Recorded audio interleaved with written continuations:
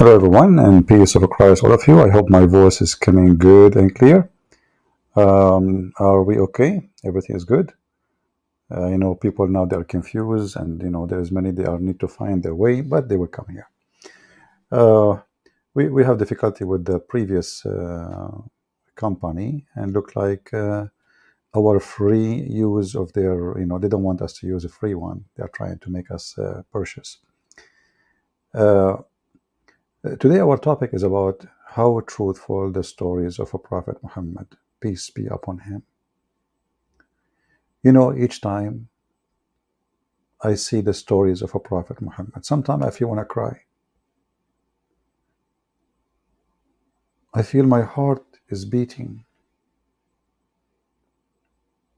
Not only it's truthful, brothers and sisters, it touched your heart. Now for sure, the Prophet Muhammad, he touched other part of you during the story, especially when he speak about virgins. But don't go there for now. We will leave it to different occasion. But for me, I wonder why the kuffar, the infidels, the haters of Islam, why they don't see the truth? Why? Honestly, why? I asked myself this question a lot, and I could not find an answer. The only answer I was able to come to, or solution, that they are jealous, because we Muslims, we will get a lot of virgins in the bedroom, or even in the bathroom. Actually, you open even under the drawer, you will find women there. You open under the sink in the bedroom, you will find women. She will say to you, meow, playing with you. She's a virgin. So they are jealous. The stories are amazing. And they are convincing. But some Muslims are leaving Islam, not because it's not convincing, but because it's convincing. The problem is, don't they say like, like there is a say, it says too much love will kill you, too much salt will kill you, too much sugar will kill you. Well, too much convincing will kill you. And this is what we are going to talk about today. So let me introduce for you the first guest, Dr. The philosopher, the scientist, Yasser Qadi. Yasser Qadi is a very well-known person that he is the one who dig in the dirt. And when you dig in the dirt, what you will get beside the dirt. You know what I'm talking about. So Yasser Qadi, he is trying to find a solution for stories Muhammad, he said, 1400 years ago. And the Muslims until now trying to find a solution for them. Let us hear what Yasser Qadi want to say. And let me know if the sound is good, please. The fact that they were blocked up is in the Quran. The fact that they're going to come towards the end of times is in the Quran and it's in mutawatir hadith. Okay, there is only one hadith, which is in Tirmidhi and others, but it's one isnad. One hadith, only one. Is the voice coming good? Is the voice coming good? So Yasser Qadi, he come with a clear answer about Ya'juj wa Ma'juj. And Yasser Qadi claiming that there is only one hadith, brother. Only one hadith in all Islamic books says that Ya'juj wa Ma'juj are alive. It is in a Tirmidhi, and this hadith have a problem. Listen carefully. The concept of Ya'juj Ma'juj in the Quran, nobody can deny that. The fact that they were blocked up is in the Quran. The fact that they're going to come towards the end of times is in the Quran and it's in mutawatir hadith. Okay, there is only one hadith, which is in Tirmidhi and others, but it's one isnad. One hadith, only one, that mentions that they are currently alive right now, and that they keep on trying to dig behind the wall, dig from the wall, and to and to get out, and to they don't say inshallah and whatnot, or the guard doesn't say inshallah. So there's one hadith like that only, and one hadith. Muslims, only one hadith. Yasser Qadi, are you sure? Okay, let us give it a try. Maybe he's right. Maybe he's right. There's only one hadith, brother.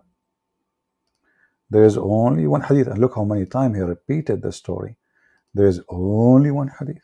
There is only one hadith. There's only one hadith, and not only that, after that he says later he thought it's authentic, but later he discovered there's a problem with it. So let us go to the only one hadith. I just typed in the top here, Ya'juj. That's it. I did not type anything. Only one hadith. And what we find? In the search engine showing 1 of 32. Do you see it? 1 of 32. How many of them are authentic and they are saying they are alive in the time of Muhammad? Read carefully with me. Today, Muhammad said, the wall, between bracket, the barrier of Gog and Magog has been opened so much. And Wahab, in order to explain, he made his finger of like 90 number, like with his finger. This is Sahih Muslim, and this is not a Tirmidhi. Only one hadith, brother. Only one hadith. He said it's in a Tirmidhi only. This is Sahih al-Bukhari. This is Sahih al-Bukhari. Okay? So this is not a Tirmidhi. And this is a Sahih Muslim. And this is Sahih al-Bukhari, because later he will say there is a problem with this hadith. But it's in al-Bukhari too. It says that a hole has been opened today in the dam of Gog and Magog. Let us continue. Sahih al-Bukhari again. So what he is maybe trying to say, it is the same people who report the story, but even that one is not true.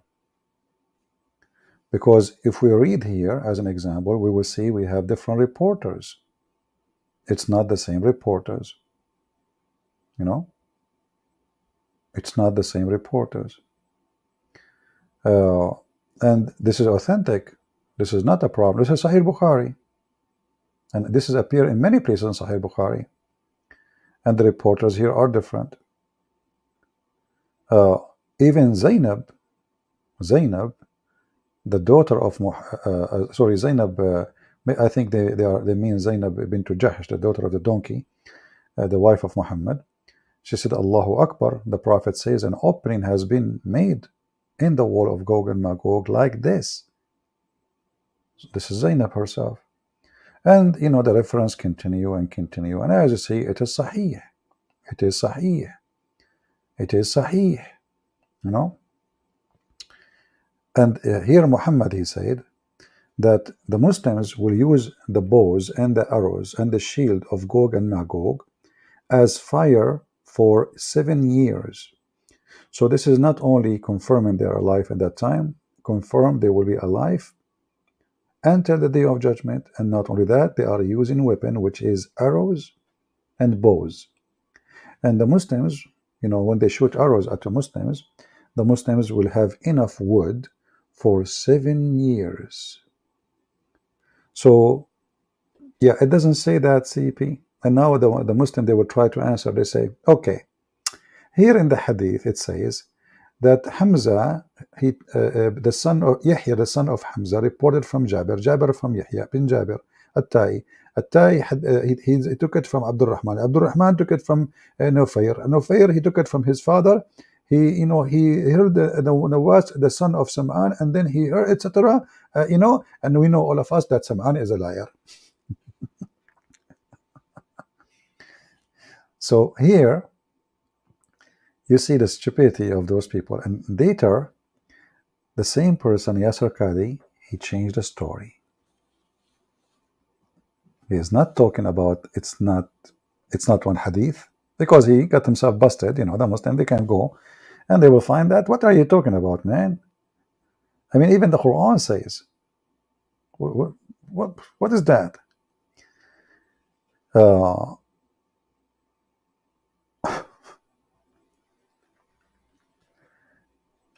And actually, by the way, here, Muhammad, there is a Muslim, he made a comment, says, it's creepy, don't try, Islam is growing. Here it says that when before the judgment come, there's nobody will go to the Kaaba. Do you see it? the Kaaba will be totally abandoned. Abdul, take reference. Huh? The Kaaba totally will be abandoned. Sahih al-Bukhari 1593. So either you accept that Muhammad is lying, because if not going to be, and this is Sahih, very authentic, if the Kaaba will never be abandoned, then Muhammad is a liar. Choose one. It's up to you. We go back to our topic. Now, after the failure of this Yasir Qadi trying to duct tape the stupidity of Muhammad, as you see, all of those are Sahih Hadith, those are Sahih al-Bukhari, and they are very authentic, they are very trustworthy, you know. In this Hadith here, this is from Zainab. This is from Zainab herself. And the liar, he said, there's only one Hadith. The Messenger of Allah saw SAW, the shortwave. He woke up red in the face. And he said, La ilaha illallah. Away to the Arab from the evil that has drawn night. Muhammad not only confirming that they are alive in his time, he is confirming that they are coming here very soon. Do you see it? To the point he is so terrified. This is remind you, if you wake up in the middle of the night and your wife, she don't have her makeup, you know, you might get scared. You know what I mean? You know the thing? I'm just joking, just joking. Hey, ladies, don't be upset from me. I'm just joking. So, away for the Arab. And you know, so if they are not alive and they are not, etc., what this guy is talking about? And he count the number 10.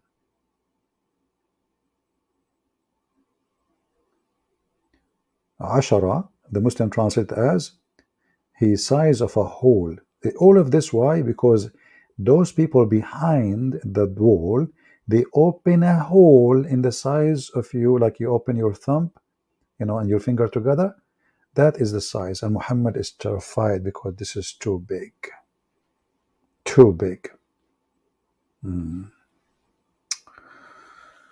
Oh boy. Yes, Arkady, brother, it's only one hadith. It's only one hadith. Shall I keep going forever?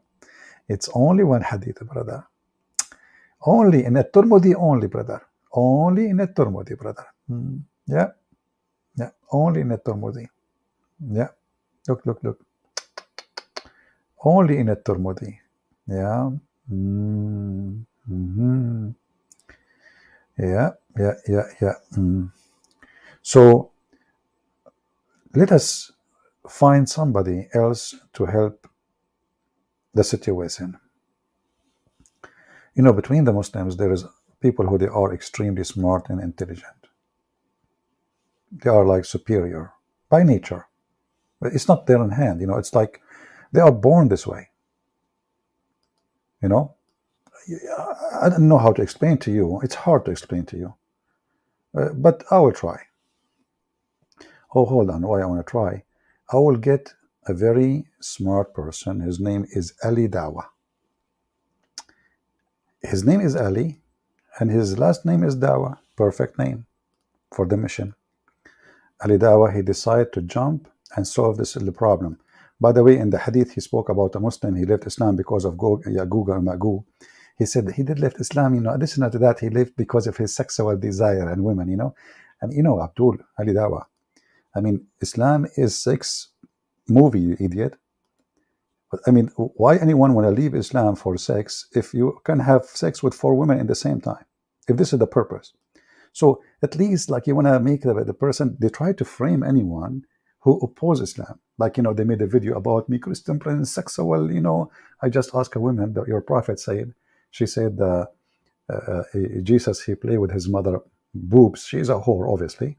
And the Muslim, they, oh, Christian Prince, sexual, you coward, liar. And now he is trying to frame somebody in his video. And he said he left Islam not because of this, really, because of his sexual desire. But look how Ali Dawah, he answered the problem. Listen carefully. This is deep. why do we have to understand everything in the context? Look at this. Why do we have to understand everything? I mean, think about it. Why? You know, the girlfriend of Mimi Hijab, I agree with you. Look at your face, mashallah, mashallah. So why we need, and look at this. Why we need to understand everything? You just let me know why. Just give me a reason. I want to know your logic. I want to know how smart you are. Why you need to understand everything? Understand everything in the context where, why does it always have to be logical? Exactly. Why this is always have to be logical? The second we say Trinity, they say this is not logical. I mean, do you see the hypocrisy and the stupidity? Why this is have to be logical? Hey, Christian Prince, you worship three gods. Okay, 1 + 1 + 1. You know, did you forget the one who say 1 + 1 + 1? How it's going to be 1? Now, why it have to be logical? Is that the philosophy of the underwear? You know, Muhammad, when he used to wash his underwear, Muslim, they used to fight over the water of the underwear laundry. Can you believe it? Well, you can imagine how nice the smell is. It's a poo-poo, holy poo-poo. So why we have to be, and when we say to the Muslims, well, as long as you speak about logic, it's logical that God Almighty, he can be as he wish. When they want the Muslims, you don't have to be logical. For us, the Christianity, the answer is very simple. God, if he decides to be 1,000, one in the same time, who are you to tell him what he to be? Your God in the Quran says he's one, you accept. If he says he's 7, you accept. You are just a hypocrite potato. And now you are saying, why everything have to be logical? Yeah, why? You know what?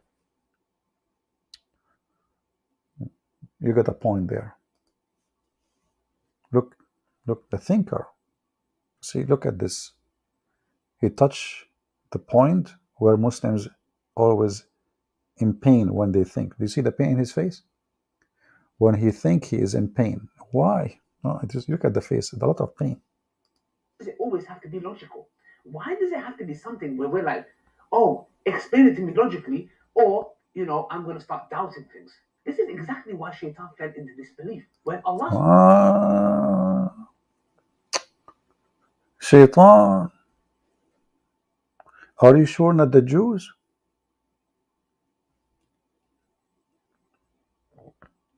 Listen. The one who made you think this way is Satan. Yes, Satan.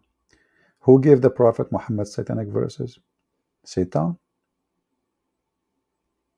Who deceived the Christians and the Jews? Satan. Who deceived the Shia? Satan. Who wrote the Hadith? Shaitan.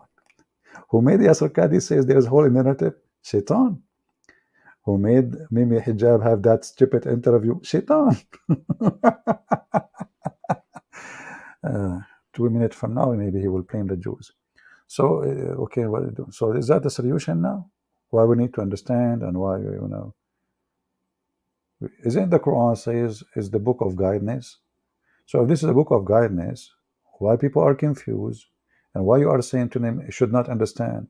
Because if a book of guidance cannot make me understand, that means the book of guidance is the book of potato. It's imagine I give you a manual, how to take an engine down, how to put it together, how to install a table, and then after you read the manual, you get more confused.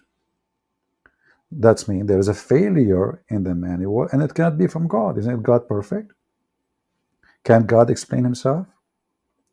So you are saying to us now, and you are admitting that you Muhammadan cannot understand a word of what your God is saying, when the whole story is very simple. Zulqarnain, he found where the sun set, mashallah, and you try to cover it in duct tape, and you say, Oh, this is from the perspective of Zulkarnain. And we ask them where it says perspective, man. Where in the Quran we find, like, can't Allah add the word perspective? Maybe he forgot. Maybe he forgot. Somebody saying, good day, CP. Well done. For good job, brother. Are you in Facebook too? My friend, no, I don't have Facebook. I don't have any of those pages. I have only a Patreon. This is my only Facebook if you like to join us. And it's for free. Do not need to make any donation. And by the way, every video Ali Dawah, donate for us. Donate for us. And he want to feed the poor. Oh, boy. Yeah. Let us go back to our topic. So we do not need to understand. And stay stupid is better for you. Because simply, we cannot answer. As simple as that. Then we go more in details. Things is getting complicated.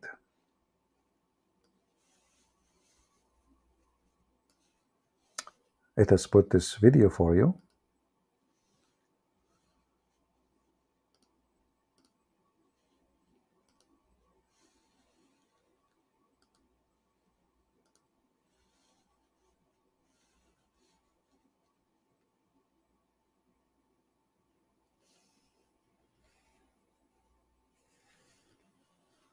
Okay, let us see.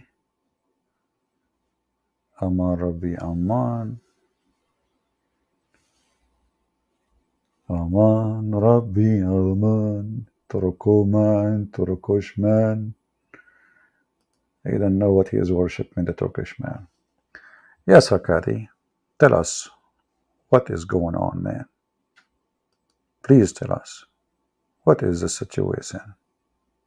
Issue of Ya'juj and Ma'juj is actually, for our modern times, I would say, one of the most, if not the most problematic of the signs of Judgment Day.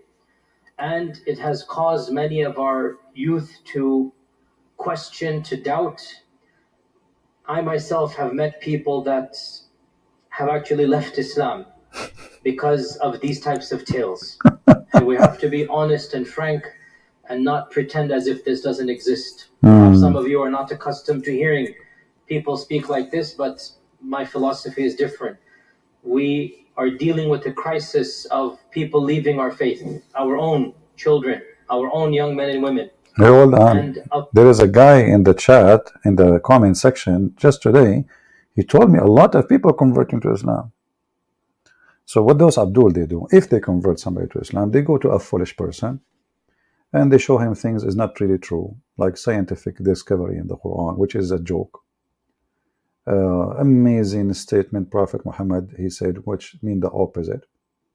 And if you are a fool, you are a fool. Anyone can scam you. Islam is a scam. Yasser Qadi is speaking of a reality that a lot of people, when they read those stories in the Quran, immediately they come to conclusion, we should leave Islam. Some people complain about Christianity and Islam debate. You could go there and type, says, guys, Christian Prince is live on air. Join him here if you want to join us. Search for the name of this video. Make a comment. It's okay. No problem. Many people, they download my videos and they go live. Some of them, they are like, they're being stupid because they don't help us. I can shut down all those channels, but we don't want to do that for the benefit of spreading the education. So here, children are leaving Islam, our own children's, and the video is long. I wish I can play it all, but Yasser Qadi, he might complain about it as usual. And you can watch it in your own risk, so just to laugh. He make it clear that there is Muslim, they come with many solutions, but none of them is a solution. It's a false narrative. In other way, it's not true.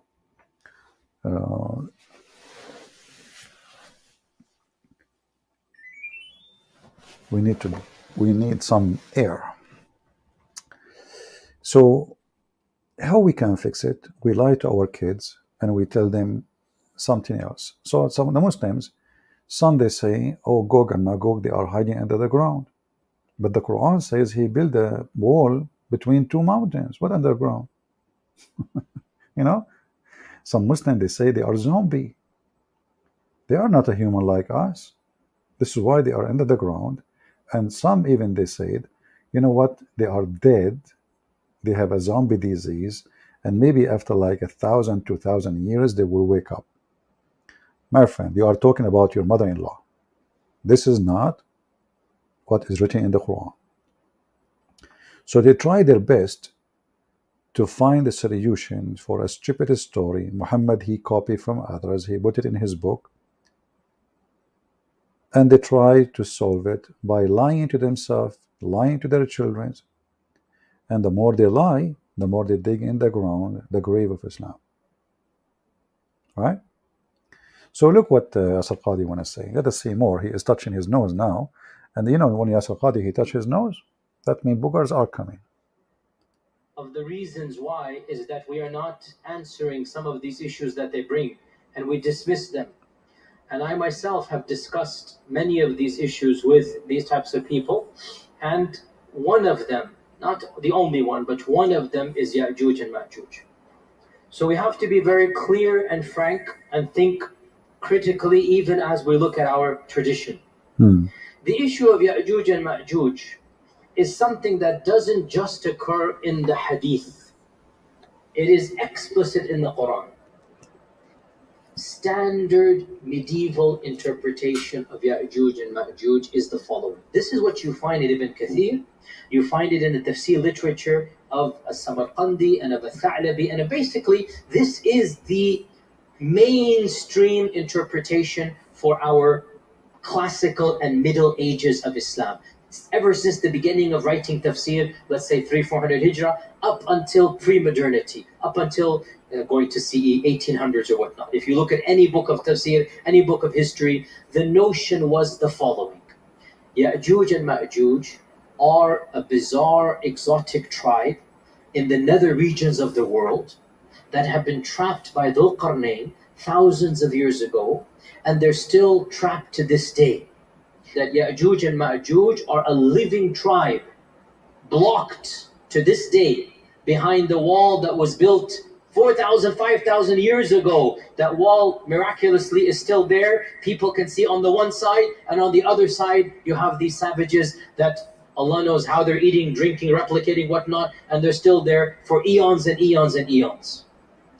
This is the standard interpretation. Dare I say, anybody who knows science and geography and modern civilization, you cannot believe that there is a tribe for 4,000 years trapped behind a wall. I mean, if you believe this, your position, I cannot believe it. I cannot believe it. Yeah, Abdul, did you hear this?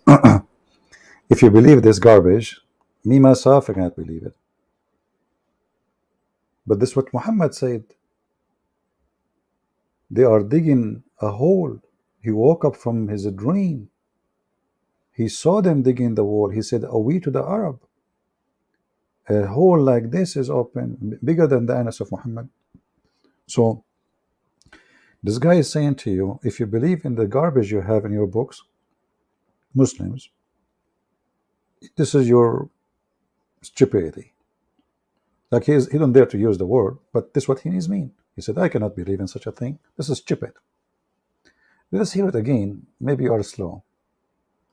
Not maybe, you are. A tribe for 4,000 years trapped behind a wall. I mean, if you believe this, it's your position. I cannot believe it. I find this very difficult to believe. Many Muslims still believe this. I have nothing to say to this. If you believe it, I have nothing to say. Come on, cut the crap. I can believe it, and they believe it. We got that. Why you repeat yourself? But guys, let us go to the Quran and see how stupid this religion is. But isn't this is what the Quran is saying, that they are alive? Clearly saying that. If we go to the Quran, let us go there, and I will put it for you on the screen. Give me a minute. Let us open the page first. If you believe this. I'm so glad that the goat did not eat chapter 18. I will be reading myself, I will be so upset. I will be really so upset. But just to show you how low the IQ of those who call themselves sheikh. Yasser Qadi trying to say they cannot be people who they are exist now. Maybe they will exist later. But if you read the Quran, you will find the following. And this is why we laugh at the low IQ of those who call themselves sheikhs.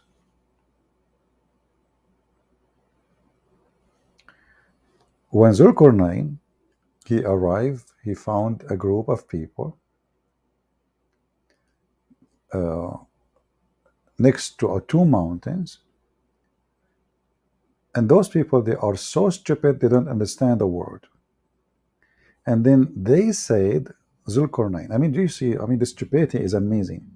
You just said a second ago, like hardly, they don't even understand the word. And then they said, Zulkarnain, verily Ya'juj and Ma'juj, Gog and Magog, doing great mischief. And suddenly they became wise people. What happened to the people who don't understand the word? Oh boy.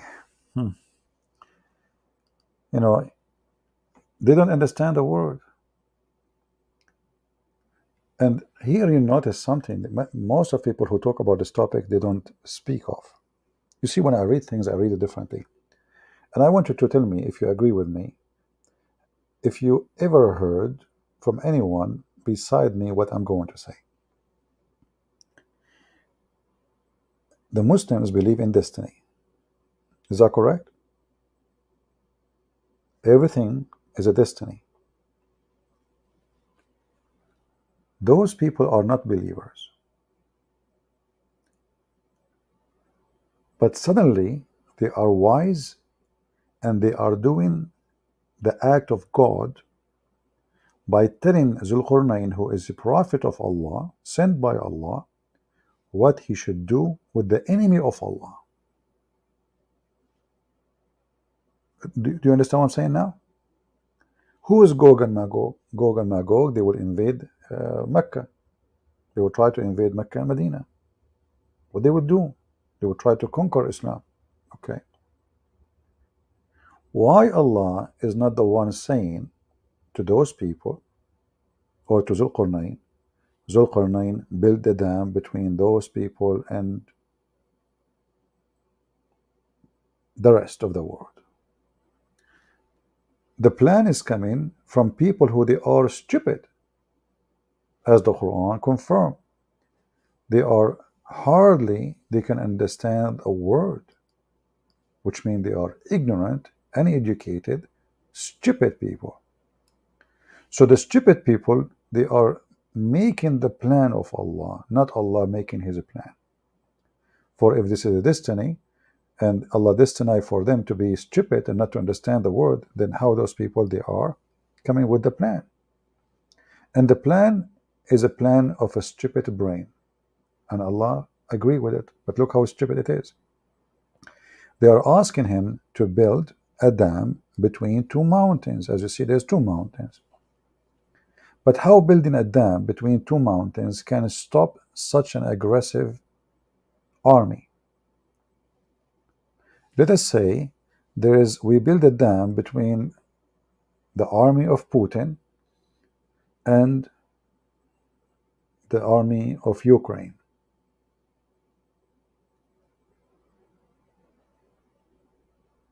But it's a mountain. Why do they need to dig even in the dam when they just can climb the mountain? Have you ever heard of people climbing the Himalaya, conquering the Himalaya? And they are human. Those are very aggressive creatures. They are not even normal. We have somebody, his name is Yahya. maybe he's an atheist. Yahya is saying Christianity is still stupid, okay? Just because Islam is wrong does not mean Christianity is right. My friend, you are a genius. I'm going to make you an admin, by the way, if you don't mind. Do you like to be an admin? From now on, you are an admin in my chat when I am not chatting. That's it. But look at your stupid name, you idiot. Your name is Yahya. Do you know what Yahya means? If you don't believe in Christianity, so you donkey, go change your name, because this is contained the name of the God of the Jews who will save you. So you don't believe in Christianity and you are laughing at your religion, Islam, but yet you call yourself Yahya. Obviously, because you are a donkey, you do not know what the name means. So go change your name, switch to anything, cow, spider, Spider-Man. Here we go. We got your name. But you use the word Yahya. Like the Muslim, by the way, they have names. They don't know what, they have no idea what those names mean. Like Zachariah. Like, do you know what Zachariah mean? So Yahya, you are an admin from now on. Just tell your mom, okay? She will be proud of you. Anytime I am not chatting, you are the admin in the chat. All right? Yeah. May you are knowledgeable, man. So until he reached between the two mountains he found before, near them, there is those two mountains, people who don't understand the word. Then suddenly they speak the language of Zulqarnain. That's it, right away. They speak languages, brother. They said, Dhul-Qarnain, verily, Yazuz and Mazuz, Gog and Magog, they are doing great mischievement in the land. Shall we then pay you tribute? Suddenly they, like, what do you mean pay you tribute? The guy, he conquered them. Guys, can you believe the stupidity? The guy, he just took them all. I mean, this is Zulqarnain. You are going to pay Zulqarnain, Alexander the Great, to build that. Somebody told you that Zulqarnain, he is a contractor? Somebody told you. I mean, this guy, he just conquered the town, and they said to him, "Shall we pay you so you can build for us a wall?" Zulqarnain, he says, "Okay, you know what? I can do fence. I have a license from the city. I can build fences for you. Okay, how big your yard is? Let us measure together." I mean, the guy, he conquered them. Even the Quran says either punish them or have mercy on them. So what do you mean pay him? All of them, they are owned by him. This guy, he take the whole country. Everybody there is his slave. And now you are offering the guy, can we pay you? Zulqarnain, he says, oh, you have a credit card? What do you want? Or can you build for us a wall and we will pay you? But do you see how naive, how stupid the story is? But usually, when people read, they don't notice the details. Do we agree? How many of us notice that how stupid it is to ask someone like Zulqarnain, which is Alexander the Great with the two horns, to pay him to build a wall?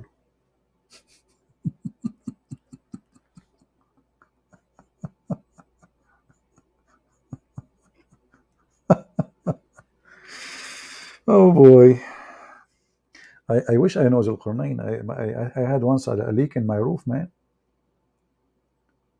And I'm assuming he have the best, the best employees work for him. They paid Zulqarnain to build a wall.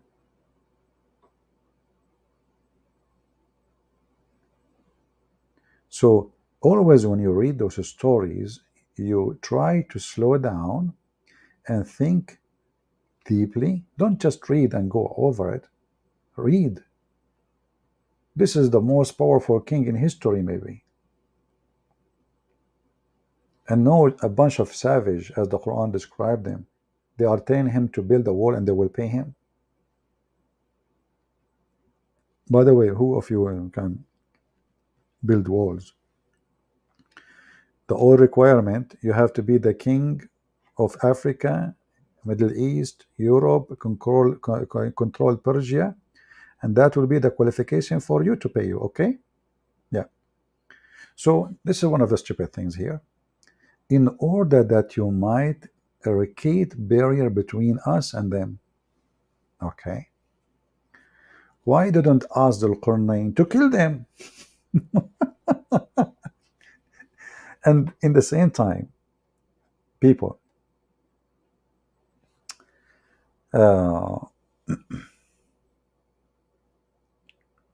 if Zulqarnain, he just conquered those people, so those people, why they are worried if they have the greatest army in the world? Take notes, honestly. I want you to take notes, if you don't mind. Or maybe somebody can take notes and put them in the chat together, like after you finish them all, post them in the chat. And maybe Phil, he can do that. He's a very good, this guy is a very smart man. So, if they are very aggressive, and Zulqarnain, he came with his army, what about we ask Zulqarnain to attack them and kill them? Secondly, do we even need to do that? The guy is there, they will attack him. Number three, how those people, they allow Zulqarnain to build the wall? What they were doing when he was building the wall? They went to sleep? They were in vacation? You know what? Maybe it was Saturday. And those Gog and Magog, maybe they were Jews. So do you see how many stupid things in this story? If they are so powerful, then how a wall can stop them? If they are so powerful, how come they did not notice Zulqarnain in their border?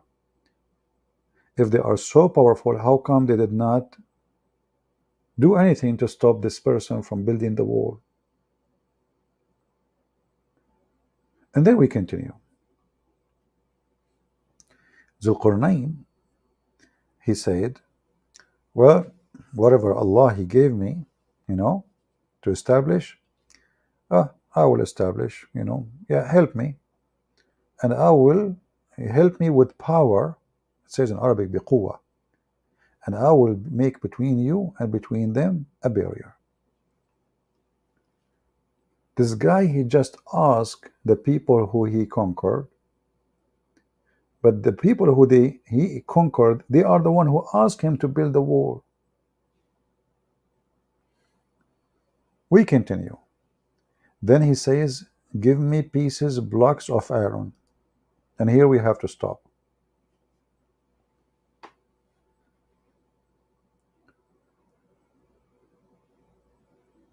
He built a wall made from iron between two mountains.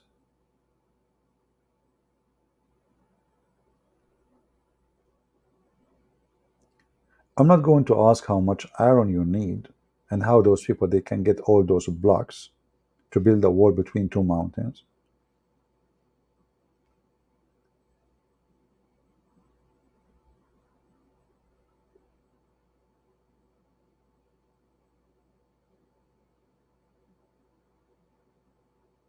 I'm not going to question how stupid to use copper and pour over it, and how much copper you want and how much copper you need. You see, when they build a dam these days, they use concrete, and they use millions of tons of concrete. We are talking now about the whole dam is made from iron and copper.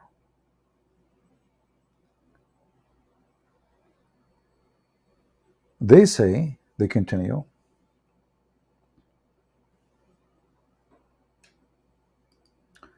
after he built the wall, Gog and Magog, they cannot make a hole in it. Here you notice that Gog and Magog, they did not notice the wall is going to be there. Looked like maybe Alexander the Great, he went to sleep, he woke up in the morning, they found the wall there, and the wall is between two mountains, which is impossible even if you have today technology, even if you have the biggest company in the world with all the crank and those big huge machines. This is impossible. Nobody can build a dam. I mean, we are talking about a human being who don't have trucks, just to melt. Like this guy, he said, bring me blocks of iron. But he just described them, they are stupid. How they have a blocks of iron? People who have blocks of iron, they are not stupid. They must be advanced. And why at that time those people, they have all those blocks of iron? Is that how easy it is to find iron?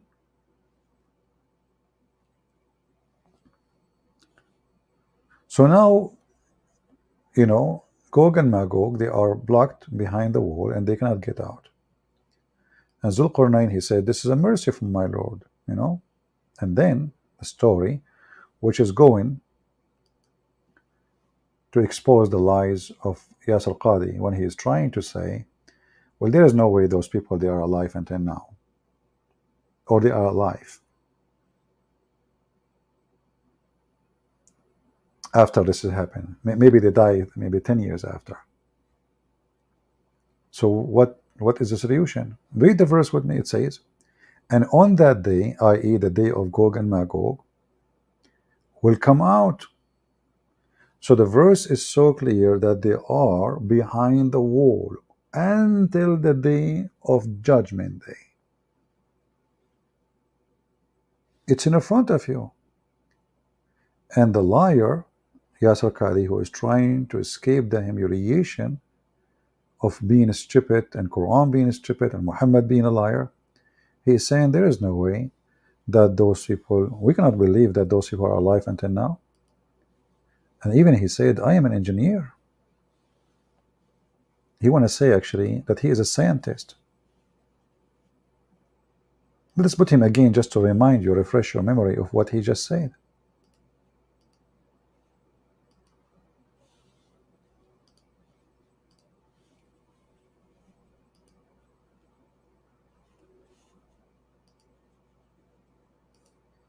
Many Muslims still believe this.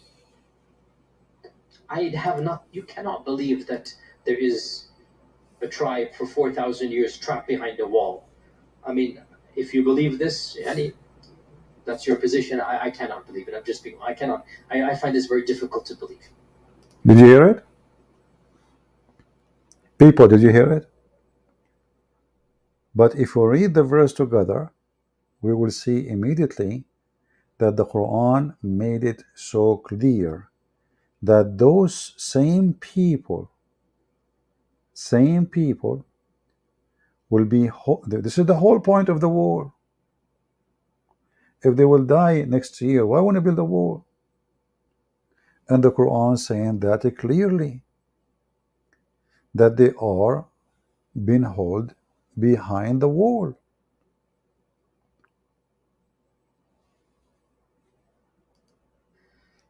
Many Muslims still believe this. I have nothing to say to this. If you believe it, I have nothing to say. I don't believe it, is all I'm trying to say. I'm not trying to dismiss any person's belief, and this is the belief of medieval scholars.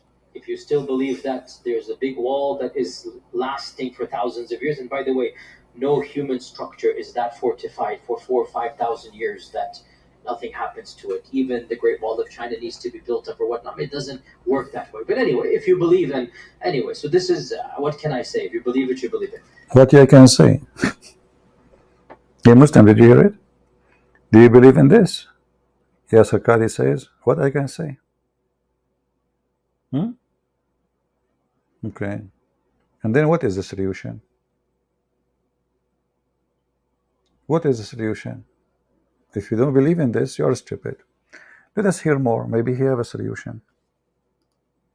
I am somebody who, what can I say? My mind doesn't believe this. Others have said, we need to reinterpret Ya'juj and Ma'juj metaphorically. Oof.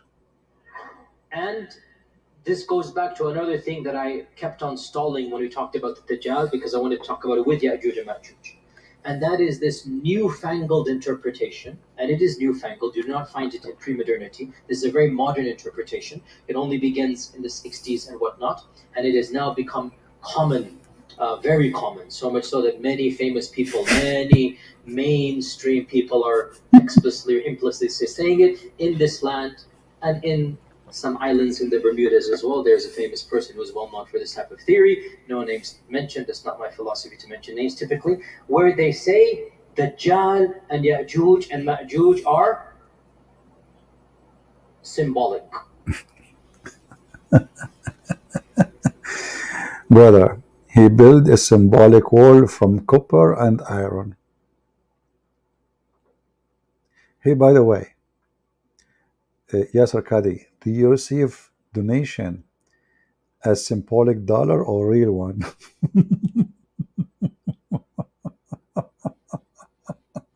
By the way, he is not agreeing. He's saying this is stupid too. We have to give him a credit now about this. But we want to see what he want to say. I mean, okay, so this is stupid. The claim of it is symbolic is stupid. So what is the solution? Symbolic. Hmm. It's not an entity. Dajjal is, he will say, globalization. And Ya'juj and Ma'juj, they might say Russia and America, the superpowers. Christian Prince too. And honestly, I mean, okay, jokes aside, I admire the fact they're trying to salvage the tradition because they understand that mainstream interpretation doesn't make sense. So they're trying to salvage the tradition. And they say, you know what? Dajjal is a demonic force. Dajjal is a global empire. Dajjal is the new world order. Then you get into the triangle and the eye and this and that, and the whole rabbit's hole begins. You can now, once you go down the rabbit's hole, make dua, there's nothing to be done once a person goes down that hole. What can I say? If a person believes this as well, if your principle is no hadith, then you can derive an entire interpretation that is independent of mainstream Sunni Islam and be gone with it. A third interpretation, and this became common. The first person I know who said this was back in the 50s, maybe reformed, but at first I know, back in the 50s. He said that Ya'juj and Ma'juj are the Chinese race. And the great wall that was built by Dhul Qarn. Do we have any Chinese here? Do we have any Chinese here? Please reveal yourself. You've been called. It turned to be the Chinese are Gog. And you see, by the way, he's a coward. He don't want to say what they say. They don't say the Chinese. They say the Asian. He's a prophet. Even he mentioned the Turk. He mentioned that the Turk is one of the tribes of Gog and Magog. That's why he said, don't fight them as long as they don't fight you, because they are aggressive criminals. They are Gog and Magog people, but they are like a friendly kind of them, but they are still very criminals. So he said now that mainstream Muslims, they are going to the direction to say, you know what, the wall they are talking about is the wall of China, and the one who they are Gog and Magog, they are Chinese. You know, by the way, I did not tell you this, but this is between us. I'm Chinese. I have a cousin. Maybe you never heard of him because you don't, I don't like TVs or movies. His name is Bruce Lee. So once me and Bruce Lee, he told me, Chim ho, So he was telling me, let us play some karaoke, and so we can learn how to jump over the wall of China because we are from Gog and Magog, and then we can attack the Kaaba. I said, Bruce Lee, like he was really, it was a very, very hot debate. Because we ate before we speak hot noodles. We are Chinese. We eat noodles a lot. Hot noodles, very hot. So it was a very hot debate. And he says to me, like, you can do it, And I say, like, this is impossible. Do you see how high the wall? built by the Qarnayn, you know, and like so it was very hard to and this is how he died. I mean, the idiot. Sorry, he's my cousin, but may Allah bless him. Now he's dead. Uh, he decided to jump, and he broke his toes. When they took him to the hospital, at that time there's no hospital. It was like the barber shop. So they put him in the table, and they start to fix his toes, and then like they put the toes in the plastic, and like there's no plastic actually, it was a piece of wood.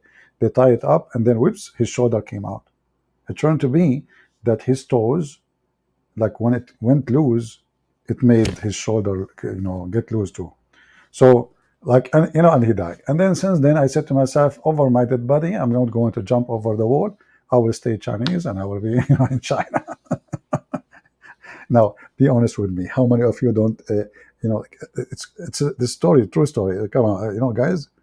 I mean, why people put in mojo for me? Show respect. What mojo? Like, come on. I told you life. This is my cousin. He died, and you laugh.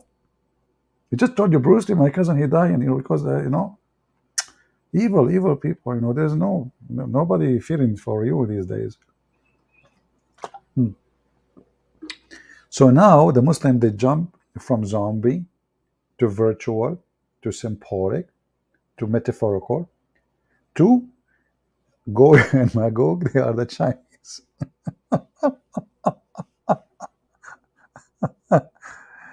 Oh boy. I don't know. True story. They are the Chinese. But there is Chinese Muslims.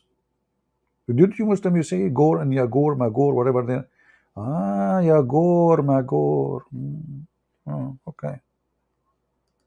That Ya'juj and Ma'juj are the Chinese race. And the great wall that was built by Dhul Qarnayn is the wall of China. Where does one begin with the problems of this interpretation?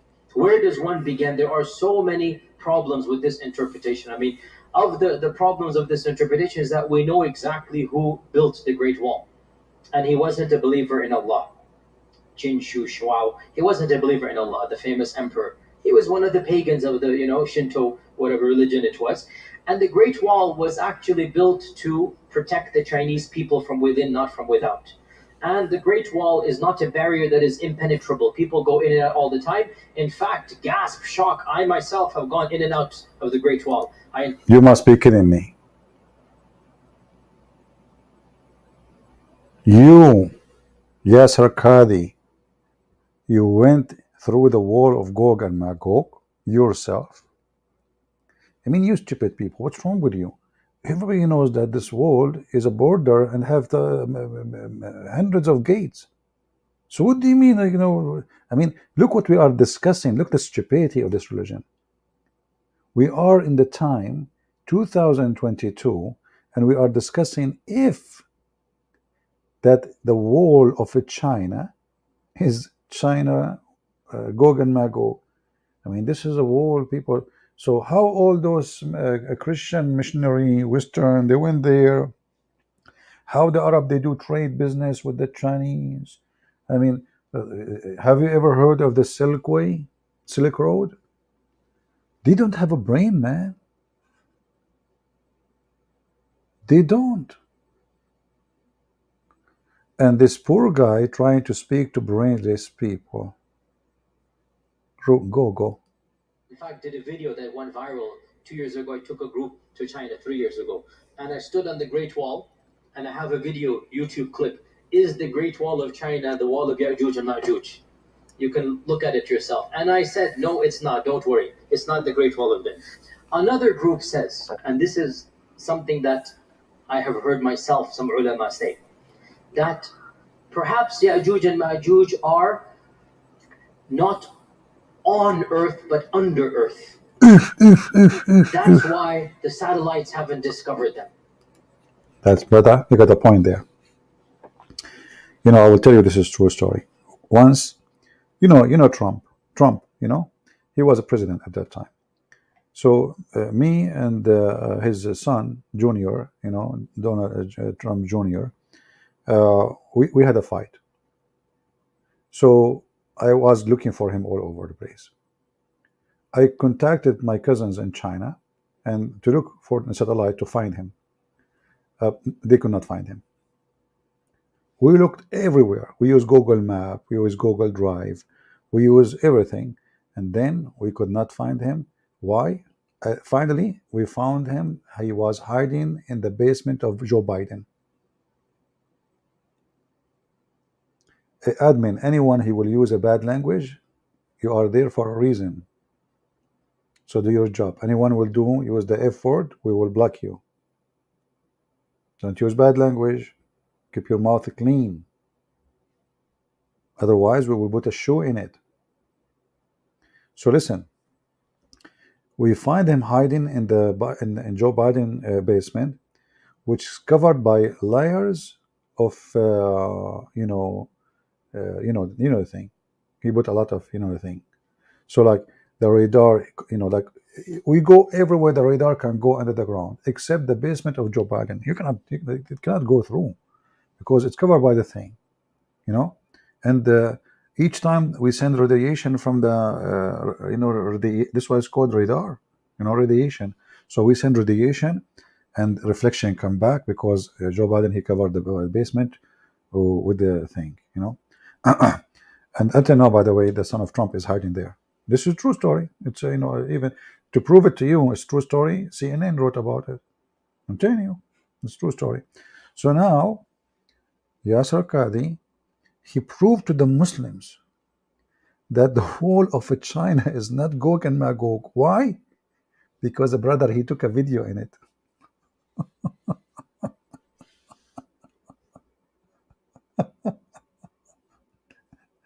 Oh boy. I did read when I was a kid a book long time ago. And in the book, it says that Chinese says, he lived as a donkey, he never come back as a horse. And since then, I cannot forget this statement because it's really true. There is many people, they live and die as donkeys. You cannot make a donkey a horse. So this is about a person who maybe went around the world and he came back as he lived. He's a donkey. He did not learn anything. And this is exactly what we are facing.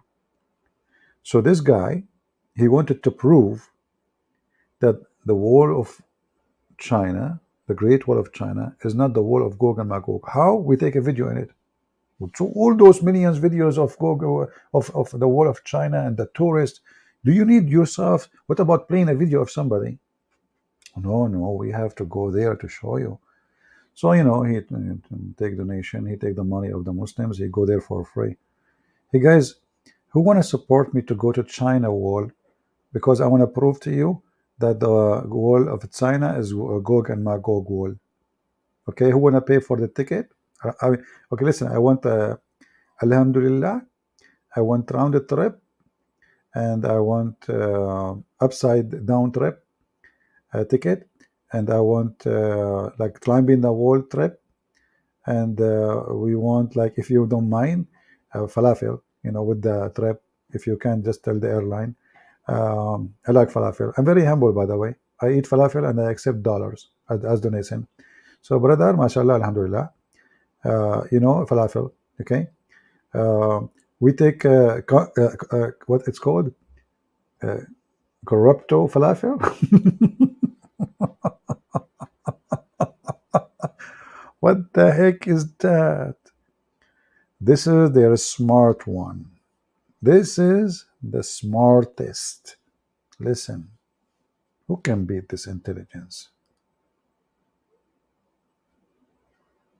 And this, again, I appreciate the salvaging, I really do. But how can human beings survive? No vegetation, no plants with the sun, no oxygen, food, drink, thousands of years. And according to these traditions, we're talking about gazillions of people.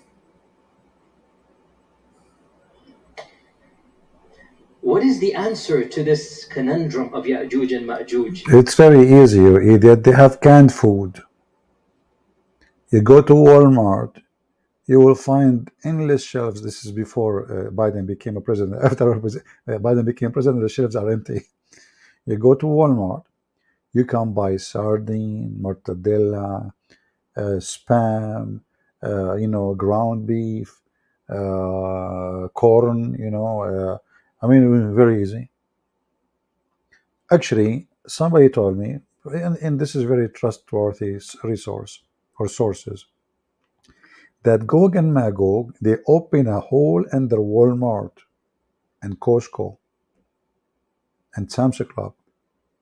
So when everybody go to sleep, they open the hole, they take the food, they eat it, and they go down. By the morning, nobody see them.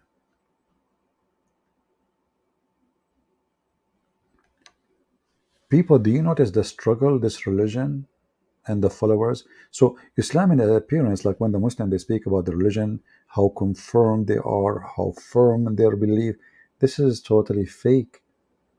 This religion is the most stupid, and the Muslims are struggling to believe in it. What we see in the front of our face now is the drama of the truth. Why the Quran mentioned this story? If this, what is the purpose of this story? This is stupid. But we as a Christians, we should be very thankful to God that Muhammad was an extreme fool person. Any story he hear, he put it in his book claiming it is coming from God. Will be harder for us to expose the stupidity of this cult if Muhammad was a little bit smart. But thanks to God, the true God, the Messiah, that Muhammad is so stupid to the point he added those stories to his book. And I'm so grateful to the goat who ate the Quran according to the hadith, that she did not eat chapter 18 in the Quran. Imagine if this goat, anybody have a goat here? Anyone have a goat?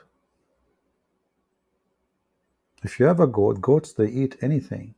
I mean, they chew anything, literally. This is why actually they are dangerous for trees, for the wood. They can destroy the wood, because what they do, they eat the cover of the trunk, they eat the leaves, they eat anything. They climb everywhere. Plastic they eat, garbage they eat. I mean, they are a chewing machine. And the hadith says that the goat, she went inside the bedroom when the prophet was dead, and she ate from the Quran chapters, which the one about stoning to death and the other one is about breastfeeding for adult. And I think this goat, she chose that chapter about breastfeeding for adult for a reason, because goat, they do breastfeeding, so they were jealous. They don't want to see competition from the human. They want to control the business. So she went inside the goat. She said to herself, "What the heck? This guy is teaching his followers to do breastfeeding for adult. So what we will do for a living now? And why people will even hire us? Why they will feed us if they are going to breastfeeding for adult women? So what the goats for?" So she decided to do like like a suicide mission. So she went inside the bedroom. She found Prophet Muhammad in the bed. She flipped Prophet Muhammad. Where is the guy who says to me, "Christian Prince, you lie"? She did not flip the Prophet. I said, "Why?" He said, "Because the Quran was under the bed." The guy, the second he said under the bed, I said to him, "Are you saying your Prophet, he sleep on the Quran? He put it under his ass?" And suddenly he decided to change the topic. First, he thought he got me busted. But anyway, my friends, as you see, this religion is very, very... Look, we have our friend here. He just joined. We take a break. Hey, Anok, how are you, my brother? This remind me many years ago when my English was really, really funny. So I go to chat room, and I want to be friendly. I just learned English, so I say to them, "Hi, like, hello, hi guys, And right away they start cursing me. They bounce me from the chat room. And I say to myself, those Americans are really evil, brother. I just say hello to them and they are screaming at me using very bad language. I did not do anything. So I went to the second chat room and I said, hello, guys. And they did exactly the same. They start cursing me. They kick me out from the chat room. And I don't know what I was doing. What's wrong? Why is those people? And then I find out that my English skills was really good to the point I was saying this. I wasn't saying hello, guys. I was saying,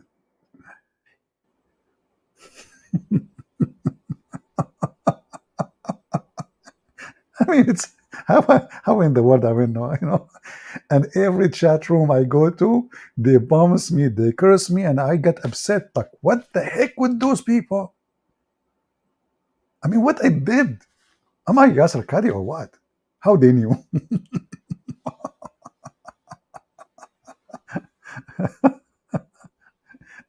Okay, I hope you enjoy the break now. We'll go back to the true story, the true side of the story. All right.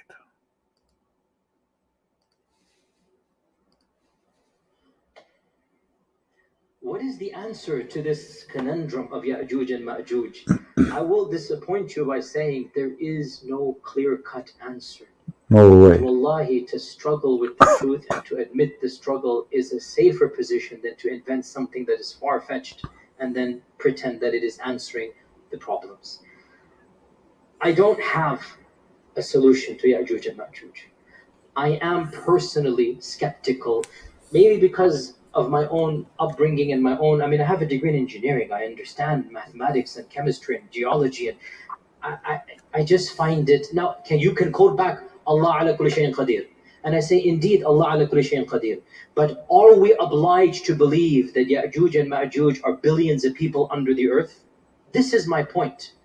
If the text told us explicitly, sami'na wa ata'na, but when the texts don't tell us this, can we rethink through and say this? So I See the liar? He just said the text doesn't tell us that they are alive until now, and they are behind the wall until now. Let us hear it again. Maybe you are not concentrating. سمعنا وأطعنا. But when the texts don't tell us this, can we rethink through? Are billions of people under the earth? This is my point.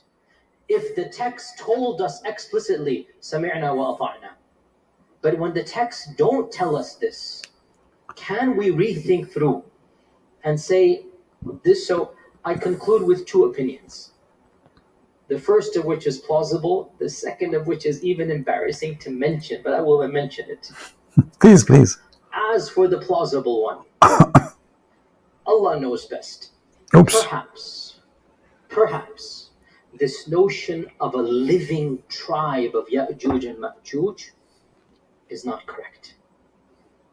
Because if you look at all of the traditions, there's only one tradition that is in Tirmidhi with one isnad that mentions the Ya'juj and Ma'juj are daily digging. And every single day they're told to go back.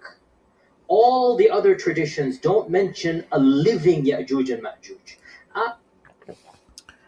See how he lied? He said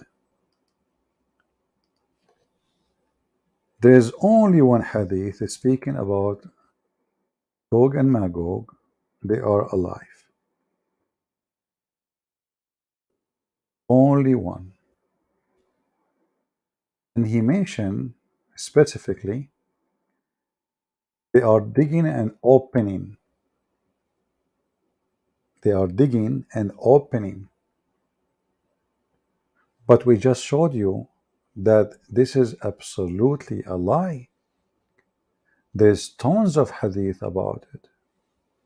And those are authentic.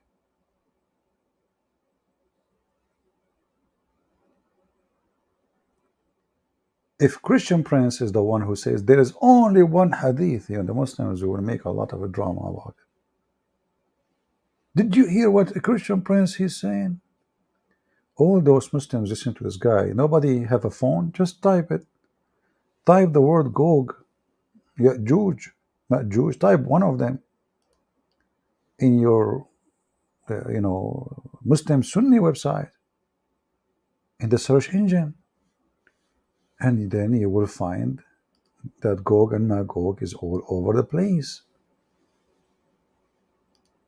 Why we, the Christians, we can find it, and they, the Muslims, cannot? There's only one hadith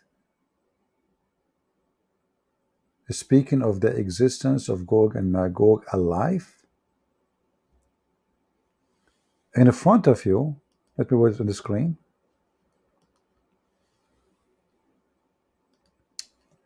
I typed the word Ya'juj in Arabic. Here. Click enter.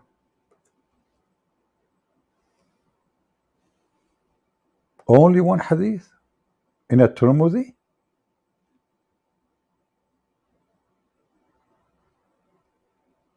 Look how many.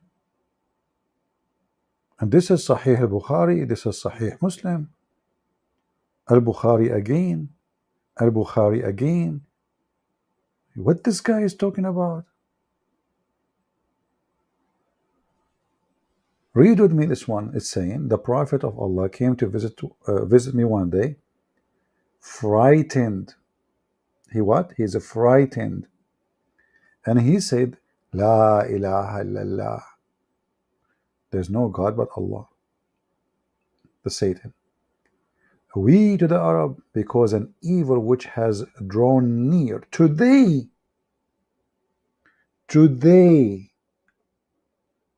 an opening of this size has been made in the barrier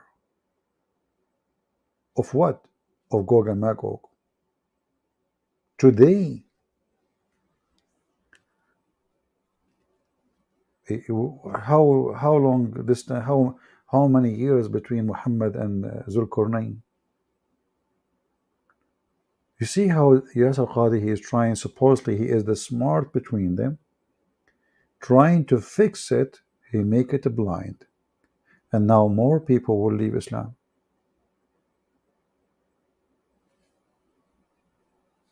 Right? More people will leave Islam. Do we have any Muslim here? He agree with Yasir Qadi? I can play the whole video, you will die laughing, but I think this is enough. See, we appreciate the stupid Mimi Hijab, the stupid Ali Dawah, the stupid Yasir Qadi. Those are the very great help for us. And not to forget to mention Zuzu Naik. Their stupidity make it easier for us. If I am the one who says Muslim leave Islam because of this story, Muslim, they will, maybe we are not going to listen to this guy. But now we have witnesses from inside the cult witnessing that this is stupid belief.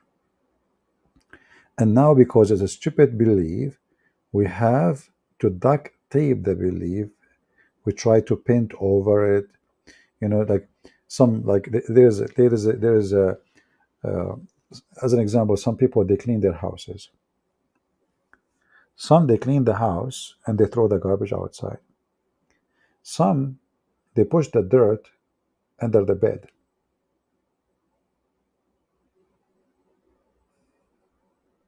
This is what the Muhammadan they do. They put the dirt under the bed and they think, if we hide it, if we deny it, the dirt cannot be seen. Yeah, exactly, Eric. You are using the correct, you see, Eric, your English is good, man. Not like mine. So Eric, he helped me. sweeping dirt under the carpet. But the problem, I don't have carpet, so I have to use the bed. You know what I mean? You know the thing. Like, I'm like Joe Biden with carpet. Joe Biden, they put the red carpet for him. He don't know where it is. Where is the red carpet? Everything look black and white. He's Democrat. Anyway, you know the thing. So hiding it doesn't help you. People are laughing at you. We have our friend here, Anok. He is an ex-Muslim, and I don't know if he left Islam because he was listening to us or something else, but we are happy to have you, our friend. All right? Good to bless you. Maybe one day you can call me and share with me your story about, if you like, maybe one day. Do we have any question about the stupidity?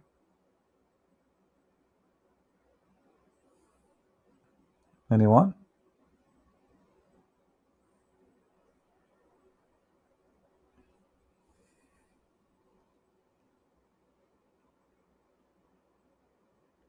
Anyone have a remark? Anyone notice something maybe I did not notice? So the story of in the Quran simply presents a stupid book made by a stupid prophet who copy a story written by someone from Syria. It's a fiction story about Alexander the Great. He found where the sun set. He found where the sun rise. He built a dam. It's a fiction story. The stupid Muhammad, he took the fiction story and he put it in his book.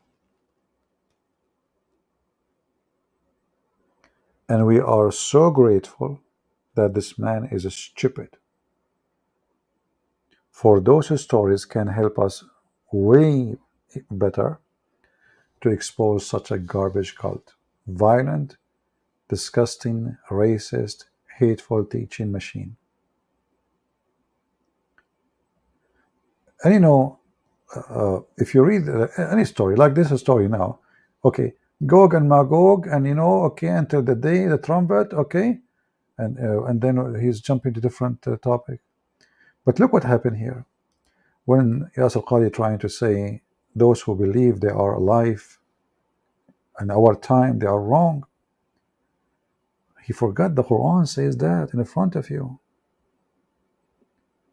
The dam is built to last. It says there in front of you.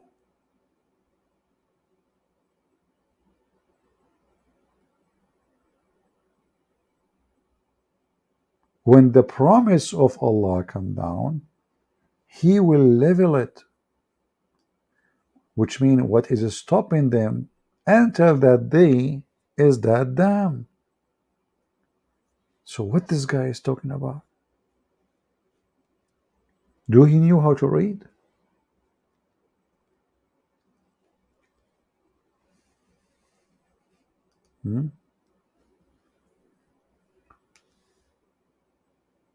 Yeah, exactly. If I am the one who said there's only one hadith, the Muslim, they will make a movie about it.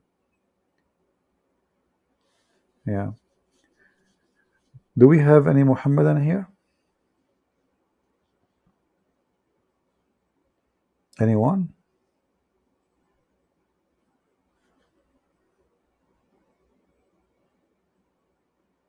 Well, Gog and Magog in the Bible is not they are not people. This is a location.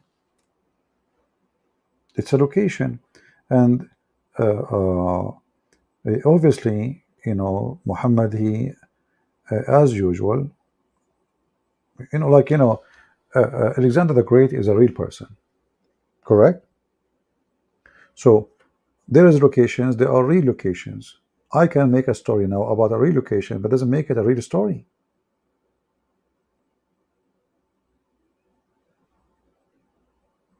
If I make a movie and the movie include Washington DC, it doesn't mean Washington DC is not a true Washington DC because my fiction story is a fiction story. but yet Washington D.C. exists. But the story itself is a fiction story. So there is a huge difference between using some facts. All fiction writers, they use facts. Like what? Like, as an example, you read about, you watch this movie Harry Potter. There's a lot of in the story. Maybe 90% is a stupid things, right? Crazy stuff. But it's a fact. People eat. It is fact. It's people need to sleep. It's a fact. There's many things in the movie. They are true. Human. They eat, sleep, drink, etc. Get killed, die. But there's a lot of things is not fact. So fictions doesn't mean that the whole story is 100% fiction. So, and this what Muhammad he do. Sometimes he take the whole story, which is a fiction story, which mixed with some reality, and he make it all as a real story. There's a video of Ali Dawah. He was speaking to someone. He's a Kurdish like him. So the guy, he said to him, he don't believe in Islam, and he said, as an example, the story of the 7 sleepers. If you read the Quran, you would die laughing about this story. What the purpose of this story? The Jews, they came to Muhammad. They said to him, okay, Muhammad,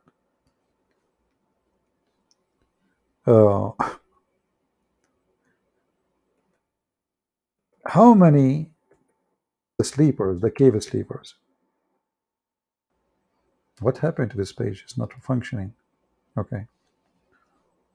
The same chapter, the same garbage chapter. This chapter is a priceless. So they come to Muhammad, and they said to him, okay, Muhammad, how many the numbers of those the sleepers in the cave? But the sleeper of the cave is a fiction story.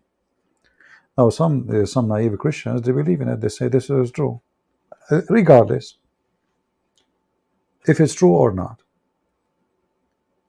If you read this story here, some they say there were 3 and their dog is number 4. In language, this is wrong. You cannot say the dog is the 4th. You say the 4th if he is a human. The number 4 is a human, but you don't count the dog as number 4th. And then other, they say there were 5 and their dog is number 6. Okay. Doubtly guessing at the unknown. Did he just say the unknown? Did he just say the unknown? Doubtly guessing at the unknown. Less than 10 seconds after, he will say the number is known. Read. Yet other, they say there were 7 and their dog is number 8. Say though, my Lord know best their number. And a few other people they knew. He just said it's unknown. He just said Allah know the number. So what the purpose of this? What about you tell us the number? What is the point of this story now? What we learn? Why telling us the number is something complicated? I mean, are we hiding now the day of judgment? Are we hiding which day is going to come? Are we hiding the date? It's just a bunch of guys sleeping in the cave. Okay, how many there are? Why it's so hard to tell the number? Because Muhammad is a liar. He was afraid to say the number, so they will get him busted. He do not know the number. So some they say they are 3 and their dog is number 4. Some they say they are 4 and their dog is number 5. Some they say they are 6 and their dog number 8. And some they say they are 7 and their dog is number 8. Some they say they are 8 and their dog is number 9. Some guys come tomorrow. Some they say they are 10 and their dog is number 11. Some they say they are 50 and their dog is number 51. Some they say they are 52 and their dog is 52. Like, what the heck? What is their number?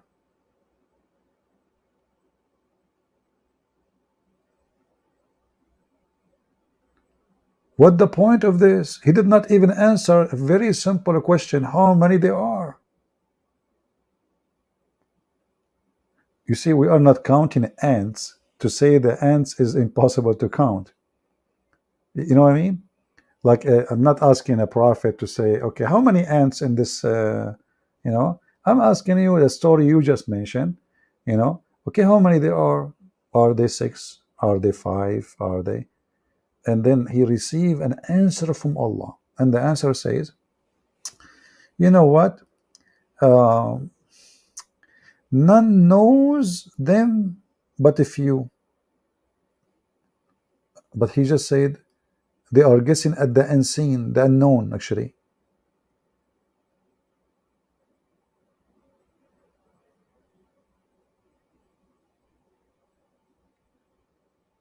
And then he right away says, none knows the number of them except Allah and a few people. Like,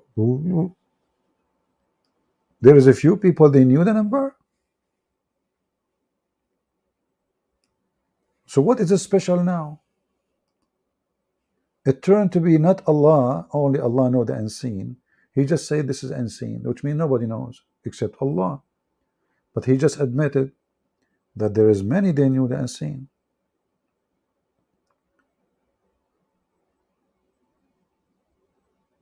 Right?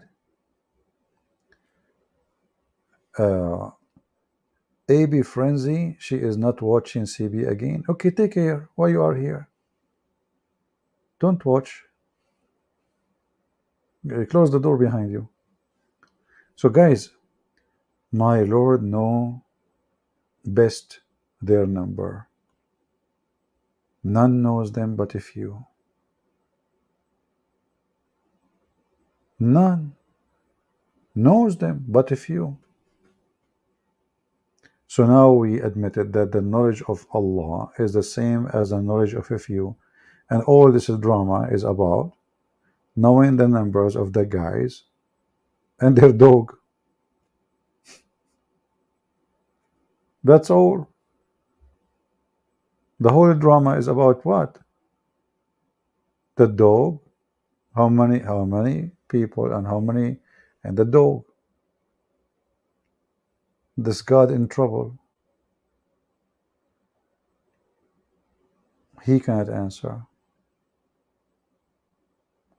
So uh, it's sometimes you ask yourself, if a human being is a human being,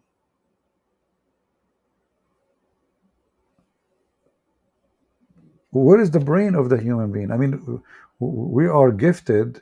God, he gave us a gift. It's called a brain. Why nobody want to use it?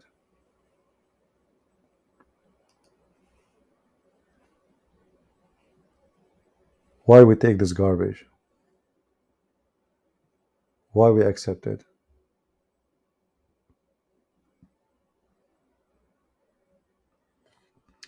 Anyone have a question?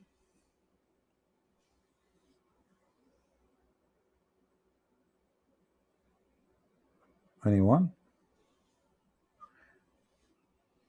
Because I have to go and visit the grave of my cousin, the Chinese Bruce Lee, and since he fell down from the wall of Gog and Magog, like in the news, they didn't tell you those stories. By the way, they didn't tell you the truth that he was trying to escape the wall, the Great Wall, wall of Gog and Magog, and he broke his toes, and then that caused him to lose his shoulder and then his belly button. I remember like when he fell from the wall and he broke his toes, they put him in the table, and like I was looking like there is like a rasur coming from his belly button. It turned to be that like this is the family thing, This is maybe not all of you have it. It turned to be like our belly button is like a rasur. Boing, boing, they came out, and then everything started coming out from the belly button. By the way, according to Muhammad, do you know why we have belly button? Who knows? Who knows? Tell me. Why we have belly button? Anyone knows? Don't tell me Allah knows best. You don't know? Well, Shaitan, he decided to spit at Adam. He did not hit him. I think the hadith says he wanna spit at his face. I forgot really. This is a long time. I did not read it. But he hit his belly. You know, because the shaitan is made from fire, brother. So imagine if a drop of acid fell on your skin, what is going to do? It's going to make a hole. So it's scientifically proven that this was the spit of shaitan in your belly. Look at it. Just look at it. I mean, I don't know. I don't know if you guys have like us. You know, we Arab, we have belly balm. Do you have belly balm? I don't know. If you live in California, I think you don't have it because now they are trying to replace it with, electric cars. You know, but we, the human, from we have belly balm. How do I infer that Gog and Zulkarnain? What is the question? How? I thought you are not going to come here no more. What happened? What the heck? You left, you came back? Oh boy. How do you infer that Zulkarnain referred to Alexander? Very easy. Go to Ibn Kathir, they will say Zulkarnain is the one who built the city, it's called Alexandria. Who built Alexandria? You know? Now don't tell me Joe Biden. Please don't. Please don't. The Democrat now, they are making Joe Biden the one who fixed the whole universe. He's fixing the the climate, everything. That's it. Everything's perfect now. That's it. Joe Biden, you know the thing. Prophet Joe Biden, peace be upon him. So he is the one who built the city of Alexandria. So who is, you remind me, like once in Saudi Arabia, they have a program in TV. They ask in Ramadan, it's stupid programs. So if you answer the question, they give you like I don't know how many grams of gold. The question was air condition New York. What is the name of the air condition? So they asked the first Abdul in the street. Air condition New York. What is the name of the air condition? Okay, Mitsubishi. No. The question, like, keep going, and nobody is answering. The question is, air condition New York. What is the name of the air condition? You believe it or not, nobody was able to find it from the Saudi. Then a foreigner, I don't know, he was Indian something. They asked him the question. He said, "Well, you just said York, right?" He said, "Yeah." He said, "What is the name of the condition?" And brother, the question is so hard to the point nobody can answer. Zulqarnain is a name was given to Alexander the Great because the Roman, when they go to conquer, they go to war, they wear a hat, have horn. Go and watch even movies, they will show you that. So this is not something new, you know.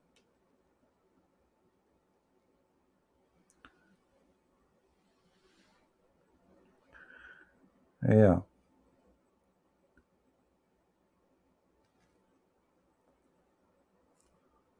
Do we have any other comment?